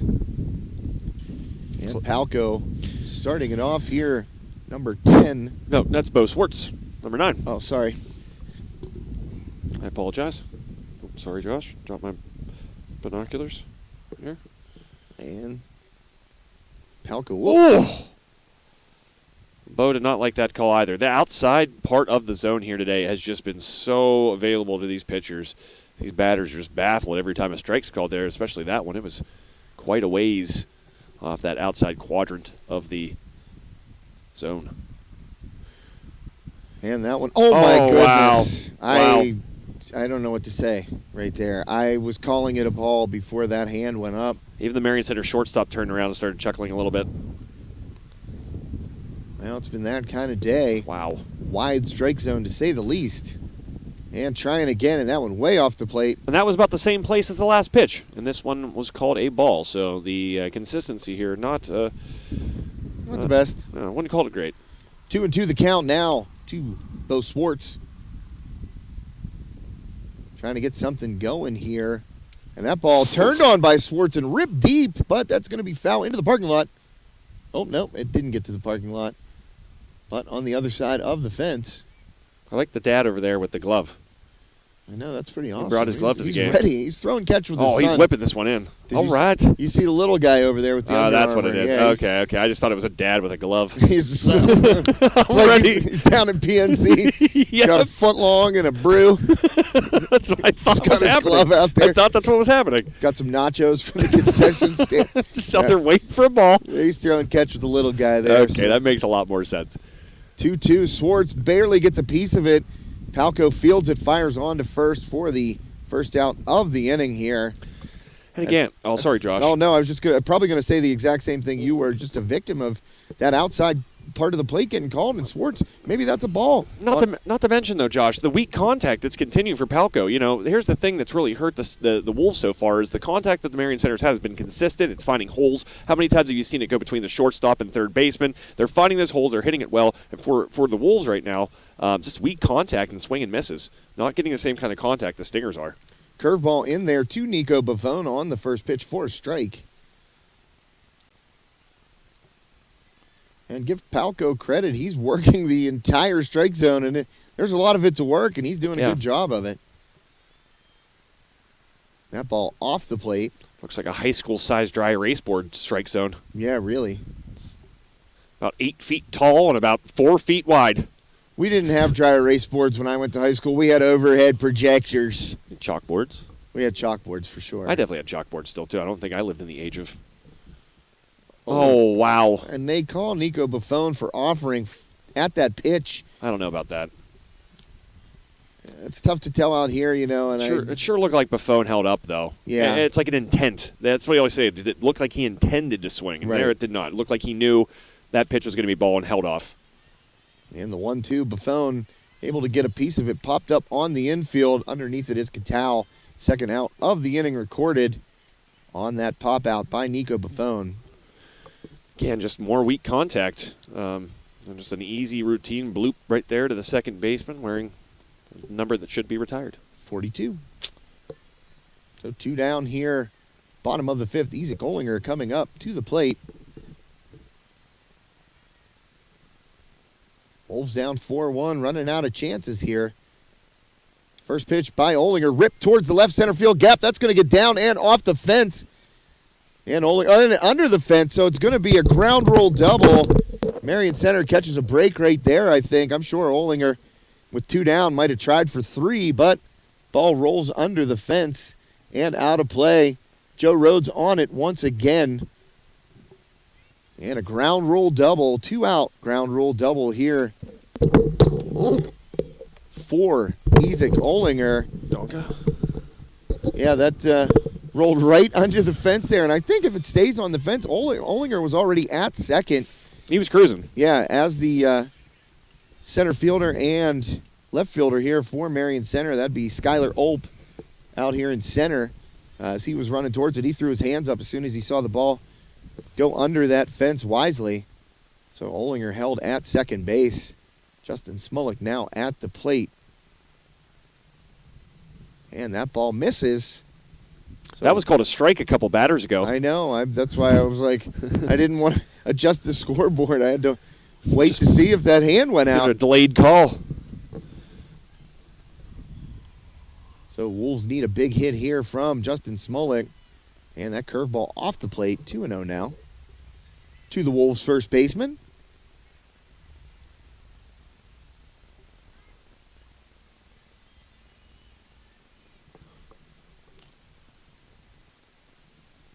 And Palco to deliver the 2-0. And Smolik gets a good chunk of this one. It's deep center field. Ope on the way back, and he's under it and makes the grab for the final out of the inning. Smolik gave it a ride to dead center, but Skylar Ope had the room. Deepest part of the park right there, Josh. Yeah. Trying to see what the sign says there to get a kind of a gauge on how far that was. I guess I'm not going to be able to see it, but that is most certainly the deepest part of the park. Kind of juts out there almost like the notch at PNC Park. Right in front of the scoreboard there. Ope able to make that. You know, if Smolik turns on that ball and pulls it to left field, it's probably gone. But instead, harmless fly out, and that's going to take us to the top of the 6th inning. And I'll tell you what, Joe, I'm going to thank another one of our awesome sponsors here. Please do. High Top Sports Network. Hey, the weather's getting warmer, and you know what that means. Grilling? It's time to grill it. Let's go. And you can head into Franklin Village Shop and Save and Fuel Center for all your grilling essentials. Check it out, fresh, boneless, skinless chicken breasts or thighs. Buy one, get one free. USDA Grade A poultry, by the way. You can also get certified lean ground chuck, ground fresh several times a day. Value pack, 2 pounds or more, just $2.98 a pound. Also, check out the Angus boneless top sirloin steaks, value pack, $4.99 a pound. That's Star Ranch Angus USDA choice beef. And you know what? One of the things that I love to grill, bone-in center cut pork loin rib chops. USDA inspected all natural pork, a value pack, $1.99 a pound. And if you are outside having a picnic, you don't want to forget the cold cuts. So healthy ones, turkey breast, $5.99 a pound, and Stella provolone or mozzarella cheese, also $5.99 a pound. Don't forget to stock up on the drinks now that it's grill time. Deer Park sparkling water, 1 liter bottle, 10 for just $10. So head to Franklin Village Shop and Save and Fuel Center, and also 7-Up. Select varieties, 2 liter bottles, 99 cents. Can't beat that. All your grilling essentials at Franklin Village Shop and Save and Fuel Center. And don't forget to always save on gas with Fuel Perks. Hashtag save this way. Save that way. Shop this way. Shop this way. Thank you. Hashtag shop this way. Sorry, I'm just making sure all the hashtags are out of the way. You just got to cover the hashtags. Mm-hmm. For those caring about the softball action, it's 5-0 Marion Center in the bottom of the 5th. Wow, they pretty much caught up to us. We're in the top of the 6th here. And swing and a miss right there. So Swartz starts this inning off with a strikeout. Number 7, the center fielder. That's Skylar Olp. He tracked down that deep shot by Justin Smolik in the bottom of the 5th, for the final out of the inning with Olinger on second base. So one away here, Swartz. Trying to hold Marion Center at bay. That gets a strike on the outside corner. And at number 27 at the dish, that's TJ Lynn. Up for Marion Center. Swartz delivers that one just off the plate, and Swartz kind of disgusted. Turned around and a couple of hops on the mound. I don't know where it was, but did not get the call. 1-1 the count. Swartz delivers to Lynn. That one's in there for a strike. A low strike there called in favor of Bo Swartz. So 1-2 now the count. Trying to hold these Stingers at bay. Swartz delivers that one low and in the dirt. 2-2. Well, you've been all over the place today, Joe, running down home run balls, ground rule double balls, running around to check the score for the softball game, and also talking some smack to Isaac Olinger. Yeah, he asked how far away that Justin Smolik home run was, and I said about a good 3 feet, maybe from the fence, and he goes, how close is mine? I said about a good 30 yards. Isaac's a great kid. He's always one of those that'll chat it up with you and always says hello. He offered a couple games ago with all the equipment we have out here if he could help lend a hand to get it to our vehicles. So great young man, and going to certainly miss getting to watch him after this baseball season ends because he will be departing as a senior. Well, Smolik able to field that ball and toss to Swartz for the second out, and Swartz gets a low outside strike there on the curveball.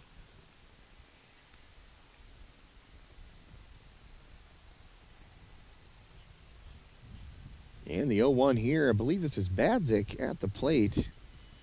Marcus Badzik. That pitch misses outside. 1-1 the count. And Swartz fires. Curveball doesn't get the corner there, missing. 2-1.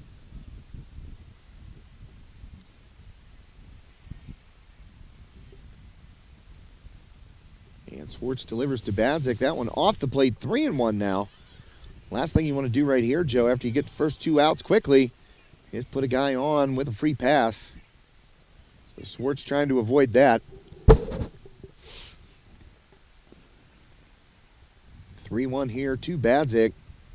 In there for a strike inside corner. Full count now. Good pitch there by Mr. Swartz. Painting the black on the inside half of the plate. Runner full. Swartz delivers payoff pitch. Curveball off the glove of Swartz up the middle. And Harder was able to track it down and keep it in the infield, but I actually was in the outfield grass there. Yeah. Hard chopper by Badzik off the glove of Bo Swartz, heading into center field, and Harder backhanding it in the outfield grass, but no play at first. So the Stingers have a 2-out runner aboard after that base hit by Marcus Badzik. Yeah, that's just a hard hit ball, good placement. Right up the middle, second baseman just not able to range far enough. Bo was able maybe to knock that not necessarily straight up as you saw there, and it just kind of kept going over his head. If he could have knocked it to his left, maybe the second baseman would have had a chance, but just too hard hit and too much on it. So 18 at the dish for you. Yeah, that is Landon Bennett. And he swings and fouls the first pitch back to the screen for a strike. Yes, Swartz, maybe another inch and a half. That ball sticks in his glove. And he's able to toss it on to Smolik at first there, but hard chopper with that forward, that top spin on it. Got off the glove there and popped up in the air. Will be scored a hit for Badzik. 0-1 here to Bennett outside. 1-1 the count.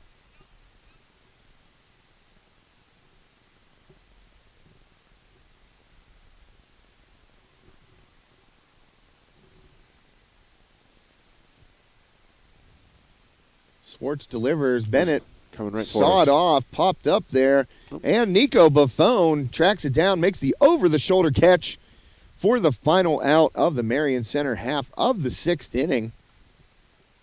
And that will take us to the bottom of the 6th. Just a couple more chances here for the home Wolves to try and claw their way back into this game. We are going to take a quick commercial break here on High Top Sports Network. For Joe Rhodes, my name is Josh Reckengoss. We'll be right back. Tired of waiting around for your insurance company to get back to you after a claim?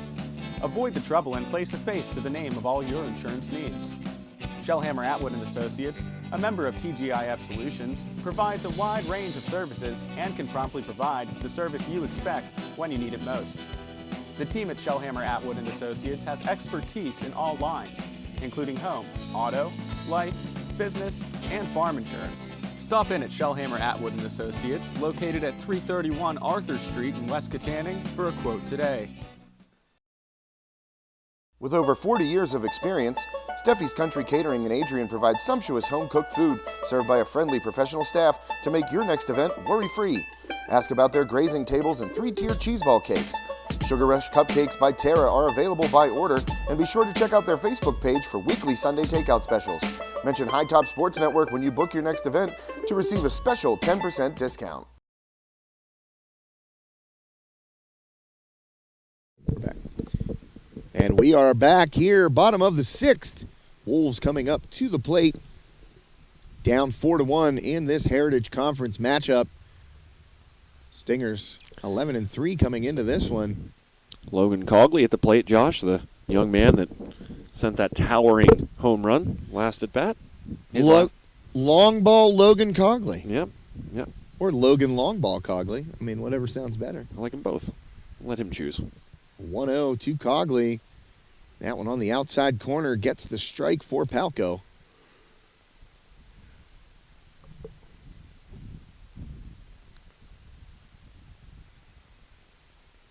One delivery.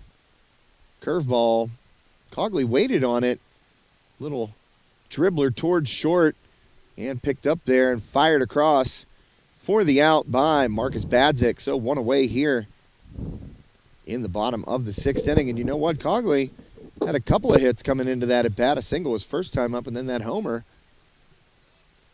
in the 4th. But 2 for 3 now on the day. One away.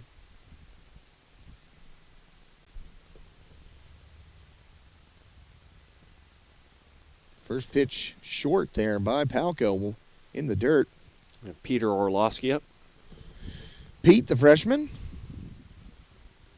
I believe he's a freshman. I don't know. I don't want to say. I'm not sure. I do know his name's Pete and his last name's Orlowski. Well, those are two good facts. Yes. Yeah, Pete listed here as a freshman. All right, Pete. Looking at a strike there. 1-1 the count now to Orlowski. Wolves got to get something going here. Marion Center has been in control all afternoon. Palco delivers the 1-1. Inside hits Orlowski. Tosses the bat over to the dugout and trots down to first base. So with one away, Orlowski reaches after being hit by that pitch from Palco. Can't rub it. We saw a little bit of a trot as he trotted to first. That was not a normal gait. Nope. He's kind of looked like a speed walker. Heel toe, heel toe. You could tell he felt it. That's for sure. So one away, one on here. It's like number 16 at the dish. Palco delivers upstairs to Camden Eddy. Yeah, I thought that was Mr. Eddy. Bottom of the West Shamokin order, trying to get something going here in the bottom of the 6th. Eddy. The third baseman playing back so far. Yeah, he kind of showed bunt a little bit, but he watches a strike right there, evening the count at 1-1. See if maybe trying to lay the bunt down that third base line. You're right, Joe. He's Parker Black back on the dirt. And that ball, curveball outside. 2-1 now the count to Camden Eddy.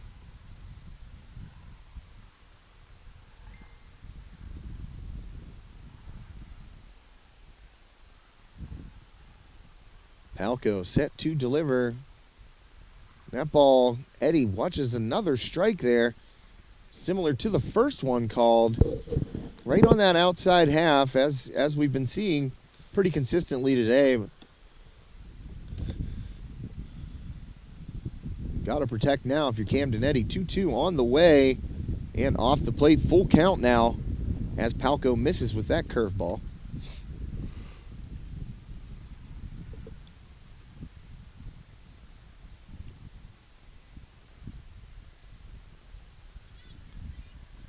And a pickoff attempt over there. Able to get back was Orlowski.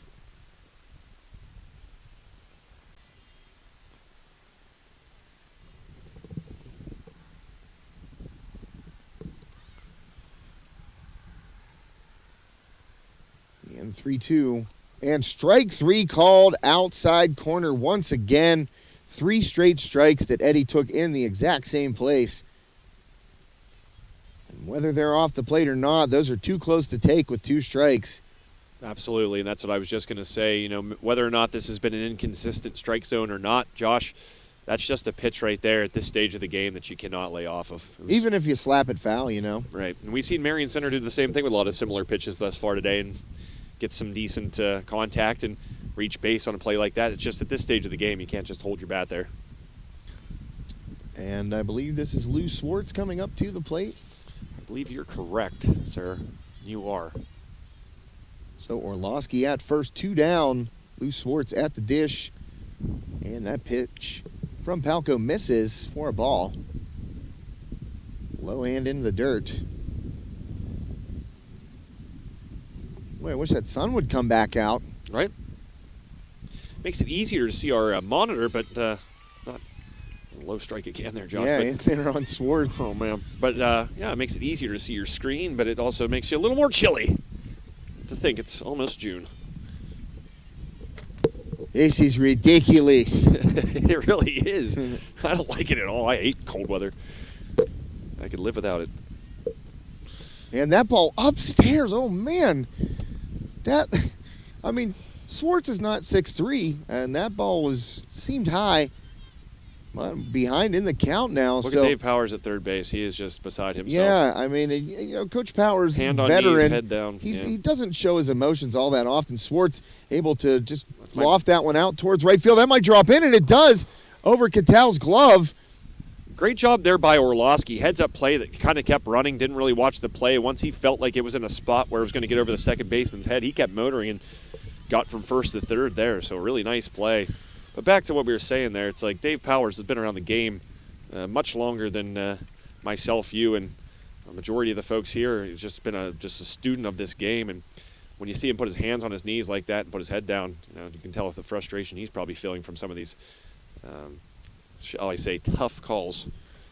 I think that's going to do it here for Palco. Yes, indeed. He's going to trot off the field, and as is the catcher, so maybe a little switcheroo there. Excuse me. Sorry. A little yawn there. Sorry. I apologize. Need to get you some coffee. I do need some caffeine. You got to put a little Monster in your coffee. Mix them together. That sounds real dangerous. Well, it sounds awful. I woke up this morning feeling dangerous, so I mixed my coffee with my Monster.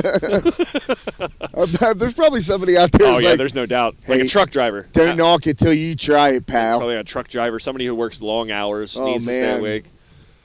A coffee with Monster in it. God, you know what? taste. You know me. I like to make what's called a special coffee, and that's where you get those little double shots of Starbucks espresso, dump it in a Sheetz extra large, and then fill it with hot coffee, and that gives you a little zing. Mm-hmm. But I don't know if it's like Monster with coffee zing.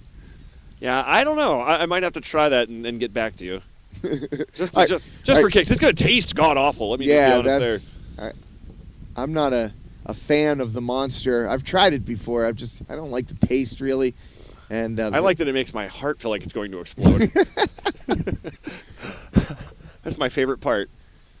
Well, coming in here for the Stingers, Dakota Bracken. So he was behind the dish and took off the gear out there onto the mound. 2 down here in the home half of the 6th inning.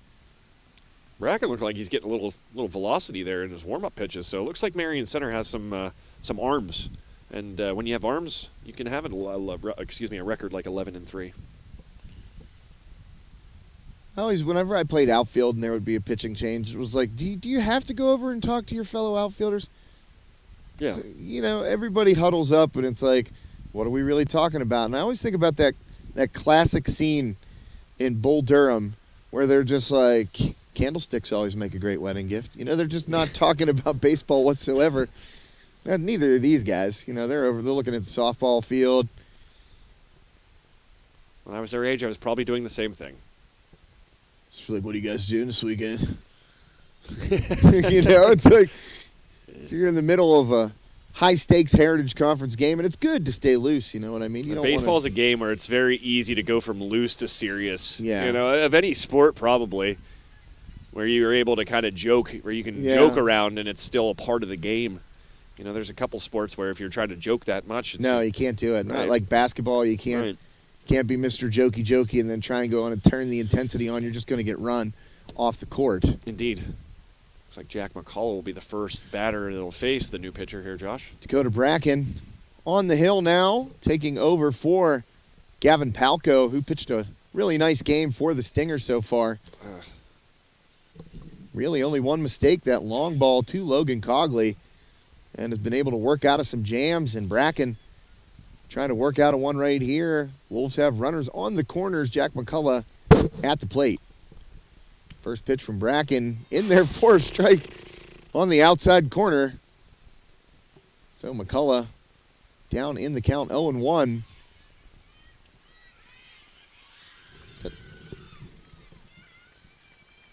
And Bracken fires. McCullough fouls that one back into the trees. How many baseballs do you think are back in that area? I don't know, but as long as I've been watching and covering baseball here, they always send a JV player over there pretty quickly. So, I figure they salvage a good majority of them. Right. So McCullough down in the count 0-2 here. Bracken trying to get out of it for the Stingers. Curveball, and that hits McCullough. So that's going to load the bases. Way to wear that one. Jack knew that was going to hit him, and he had an opportunity probably to get out of the way, but instead he figures that base is way more valuable than my shoulder at this given time. And that's going to turn the lineup over, too.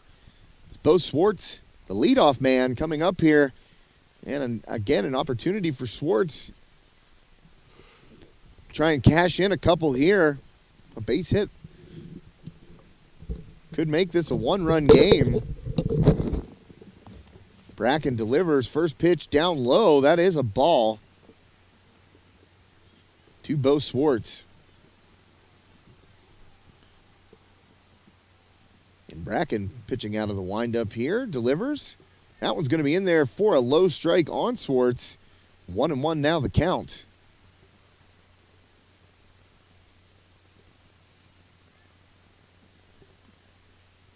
Bracken, the 1-1, fires and called a strike. So Swartz now down in the count, 1-2.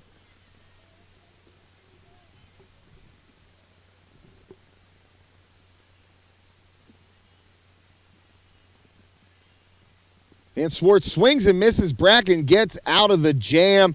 Wolves once again leave them loaded as Bo Swartz goes down swinging, and those two pitches that got called strikes on Swartz prior to that third swinging one, again, you're thinking, well, anything might be called a strike here. I got to swing at this next pitch no matter what, and that's kind of what happened with Bo Swartz. And Dakota Bracken able to work out of the jam. And this game will head to the top of the seventh. Stingers stay on top by 3, 4-1 here.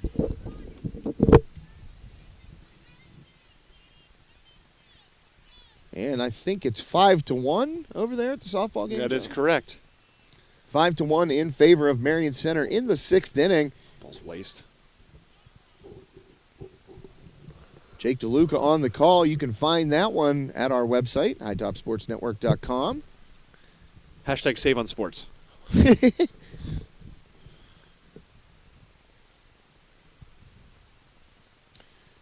And we'd like to thank Sprankle's Neighborhood Market, located at 151 North McCain Street in downtown Katanning. Sprankle's features an unrivaled meat selection and delivers quality ingredients at the most competitive prices around. Be sure to sample the chef-made sushi always prepared fresh daily. Make sure you grab a boba tea. And be sure to stop in for Sushi Madness every Wednesday. Hand rolls, just $5. Pick up a homemade grab-and-go meal. Take home a delicious custom hoagie. And remember to check out Sprankle's Facebook page too, Joe. Hashtag save on meat. That's right. I'm telling you what, grab them one of them boba teas. Yeah, they're good. You ain't going to be disappointed, let me tell you. And of course, the Sushi Madness. It is dude. Unreal. It's great. I want to get that heart of sushi. Yep. I was telling you about this. It's $20. Well. And if you'll eat it with me, if you'll split it with me. I will. Because it's going to be way too much for me. So, I might start growing gills. I was going to say, now that I'm in love, I might just buy that for a date and just take that on my date. It's very romantic. It's called the heart of sushi. Right. Little bunt right in front of Great Swartz bunt here. as well. Good play. Wow. Great bunt, but an even better defensive play there, Josh. Wow. Way to get there by Swartz. And that was a dart. And you could tell, what was that running down the line, number 4? Name's escaping me from Marion Center. I apologize. That is Gavin Palco. Yeah, the Palco was starting booking pitcher. it. Yeah. So that was a heck of a play. A little room for margin for error there for Swartz. So a heck of a play Yeah, on great the hot play. corner. Great play by Swartz. Man, So oh, man. Bo Swartz delivers that one low. Ball one here. And don't know if the umpire might have caught that one. Mask came off there. I believe this is TJ Lynn, number 27. That is correct. All right. Oh, excuse me, number 25. Oh, I apologize. darn it. I apologize. 25. That is Dakota Bracken, who came on in relief of Gavin Palco and was able to strike out Bo Swartz after hitting Jack McCullough to load the bases in the bottom of the 6th. So Bo Swartz, that one. Fastball coming up short.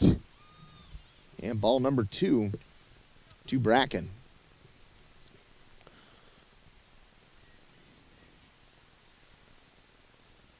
2-0 delivery here by Bo Swartz. And high and tight on Bracken. So 3-0 now. Swartz going to have to work his way back if he wants to avoid putting Bracken on with a free pass.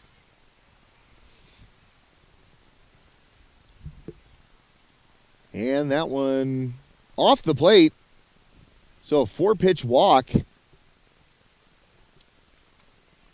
with one out here.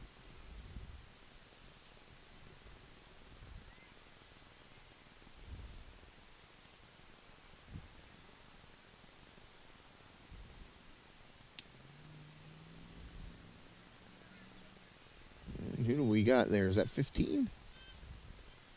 Oh, I apologize. 16? Daydreaming. I'm in love, so that's what you do. Just being funny. Ball high and 42. oh, that is Katow. Ball one to him. Katow. I don't know how you would say that. C-A-T-T-A-U? You know that name at all? Katow? Katu. Katu. Oh, my bad. Been saying it wrong all day. I apologize. I should have looked at the roster. I'm the Marion Center person here. Yeah, Katu. He's been playing second base today for the Stingers. And there is a strike after 5 straight balls from Bo Swartz. Katu had the look of frustration in his face, but I'll tell you what, that's been where the strike zone has been called all day. So all things being equal, no reason to be frustrated there. And Swartz inside nearly hits Katu. Ball number 2. I like what you did there. Yeah. A little bit of rhyming. For those that don't know, Josh, a big rapper, avid rapper back in his college days. Used to be able to spit a little bit, as the kids say. I'm not going to lie. I was in a rap collective in college. Mm-hmm. And it was a pretty fun time. And you could still throw down for the folks, if you're wondering out there. Josh can still very much do the dang thing. I don't know if you saw J. Cole's recent freestyle, but think of that times 10. Yep, something like that.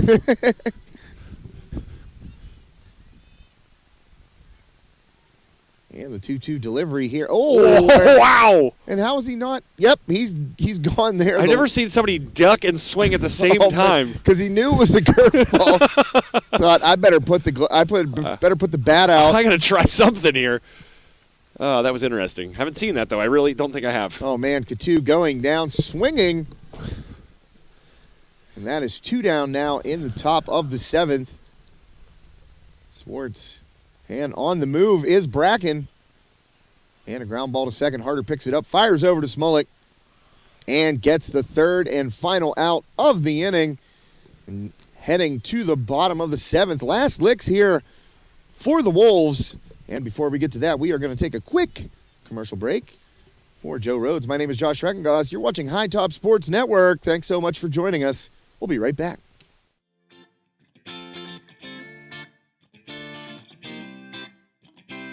Our meat crew has our meat case standing tall. Every day we cut fresh, every single day. We have great quality, we have great prices. You don't want to miss out, so make sure you come down and check us out. And also, look for our Facebook page, #SaveOnMeat. We have a ton of great giveaways every week involving meat. You're not going to want to miss that either. We also have chef-prepared, chef-Paul prepared sushi, everyday fresh, and Sushi Wednesdays, $5 sushi rolls, and you can win by liking and sharing on our Facebook page a Sushi Madness shirt.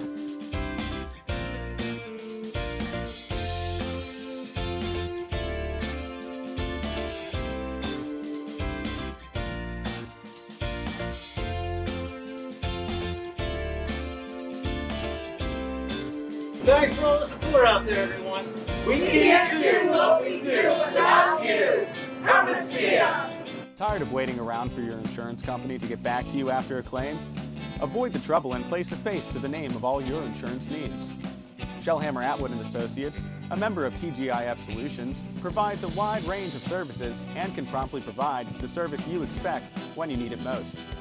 The team at Shellhammer Atwood & Associates has expertise in all lines, including home, auto, life, business, and farm insurance. Stop in at Shellhammer Atwood & Associates, located at 331 Arthur Street in West Katanning, for a quote today. And welcome back. Bottom of the seventh, about to get underway here. First pitch swinging popped up to the left side. Black trying to get there and does. Wow, that ball hung up there for a while. That was Nico Buffon, first pitch swinging, but holy smokes, the hang time in such a short distance between here. Like, that was inside the third base bag, pretty much right next to the West Shamokin dugout there, but that ball hung up there forever. And Black kind of took an interesting path to the ball. He went around Coach Powers at third base. He went around the coaching box and closed in on it and was able to make the grab. As you said, Nico Buffon, first pitch swinging straight up in the air on the third base side. Black able to make the grab. So one away here. Bracken's first pitch, a curveball in there for a strike to Justin Smolik. And Smolik gave his last at bat. He gave it a ride to deep center field here, right in front of us. Skylar Olp able to get over there and make the grab.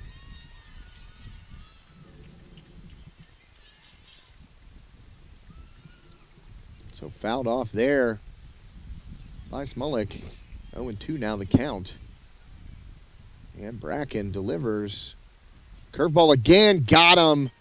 Wow, that curveball freezes Justin Smolik, and now quickly West Shamokin down to their final out in this one. Stingers looking to maintain dominance here in the Heritage Conference, looking to push their record to 12-3 with a victory here. Final out, just one away for Marion Center. First pitch by Bracken off the plate for a ball. Sun kind of emerging behind the clouds here to our right. Pleasant sign. Feels good on my face. Does indeed. And Bracken, the 1-0, going to get the corner. And the one thing about the Wolves today, just not really swinging much. I mean, when they swing, it's swinging and missing and weak contact, but holding their bats in kind of inopportune moments, especially when they're behind in the count. Curveball, that one skied towards right field. And in on it and making the grab is Lynn for the final out of the game. TJ Lynn coming in to that right field position after the pitching change and makes the final out of the game. So West Shamokin falls at home to visiting Marion Center 4-1. And aside from a Logan Cogley home run, West Shamokin offense couldn't get anything going, Joe. Yeah, and like I said a moment ago, Josh, just a lot of swing and misses, a lot of just holding the bat at inopportune times, especially when you're behind in the count. You got two strikes and a borderline pitch. You can hit me holding your bat. especially in a tight ball game and game with this kind of implications to it. And as you said, that was really the thing that jumped out to me. Marion Center, on the other hand, you had Isaac Ollinger, who has a strong, powerful arm, might cause a team problems. They just put bat on ball and just consistently did that all day, and that was kind of their focus. It wasn't just trying to hit the heck out of the ball. It was just put bat on ball and make the other team work. And Marion Center made West Shamokin do that today, and it was a very, very good strategy and certainly paid off. So Gavin Palco will pick up the victory here for West Shamokin. And I believe Dakota Bracken's going to get a save for this game as he came in with a couple of guys on in the 6th inning. So I believe he gets credited with a save if I'm not mistaken. Not 100% sure, but either way, good pitching performance today by the Marion Center Stingers. And a victory for your alma mater, Joe, here on the road.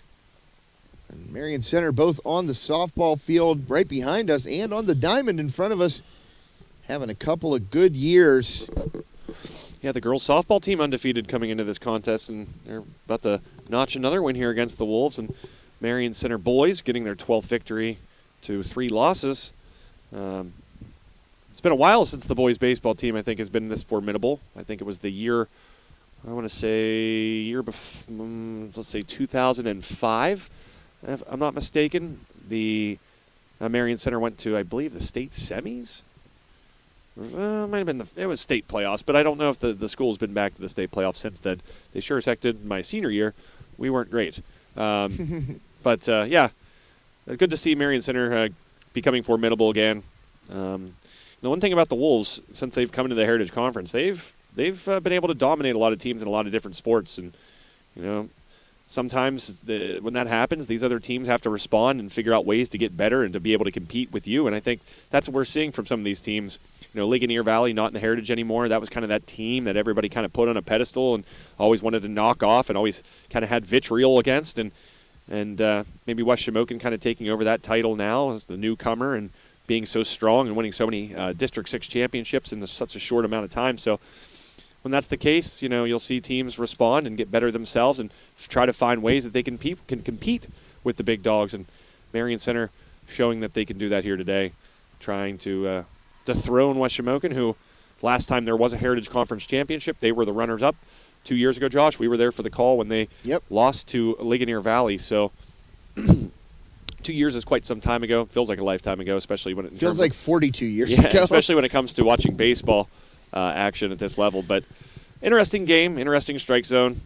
Great pitching performance, as you said, from Marion Center. Not a poor pitching performance from Isaac either. Same thing for Bo Swartz when he came in relief. Really solid all-around pitching performance. Just Marion Center doing a better job of making contact and putting the ball where no one was, and that really was the story here today. Indeed, my friend, another game in the books here on High Top Sports Network. We'd like to thank all of our wonderful sponsors, most especially TGIF Solutions, home of the Shellhammer Atwood Agency. They are today's official broadcast sponsors. So thanks to all of our sponsors and TGIF Solutions. Visit tgif.solutions for all your insurance needs. For Joe Rhodes, my name is Josh Reckengoss. We'll be right back here tomorrow afternoon as the Wolves host Northern Cambria. So make sure you tune in for that one here on High Top Sports Network. Thanks again to everyone out there who joined us this afternoon. Everybody stay safe, and we will see you tomorrow.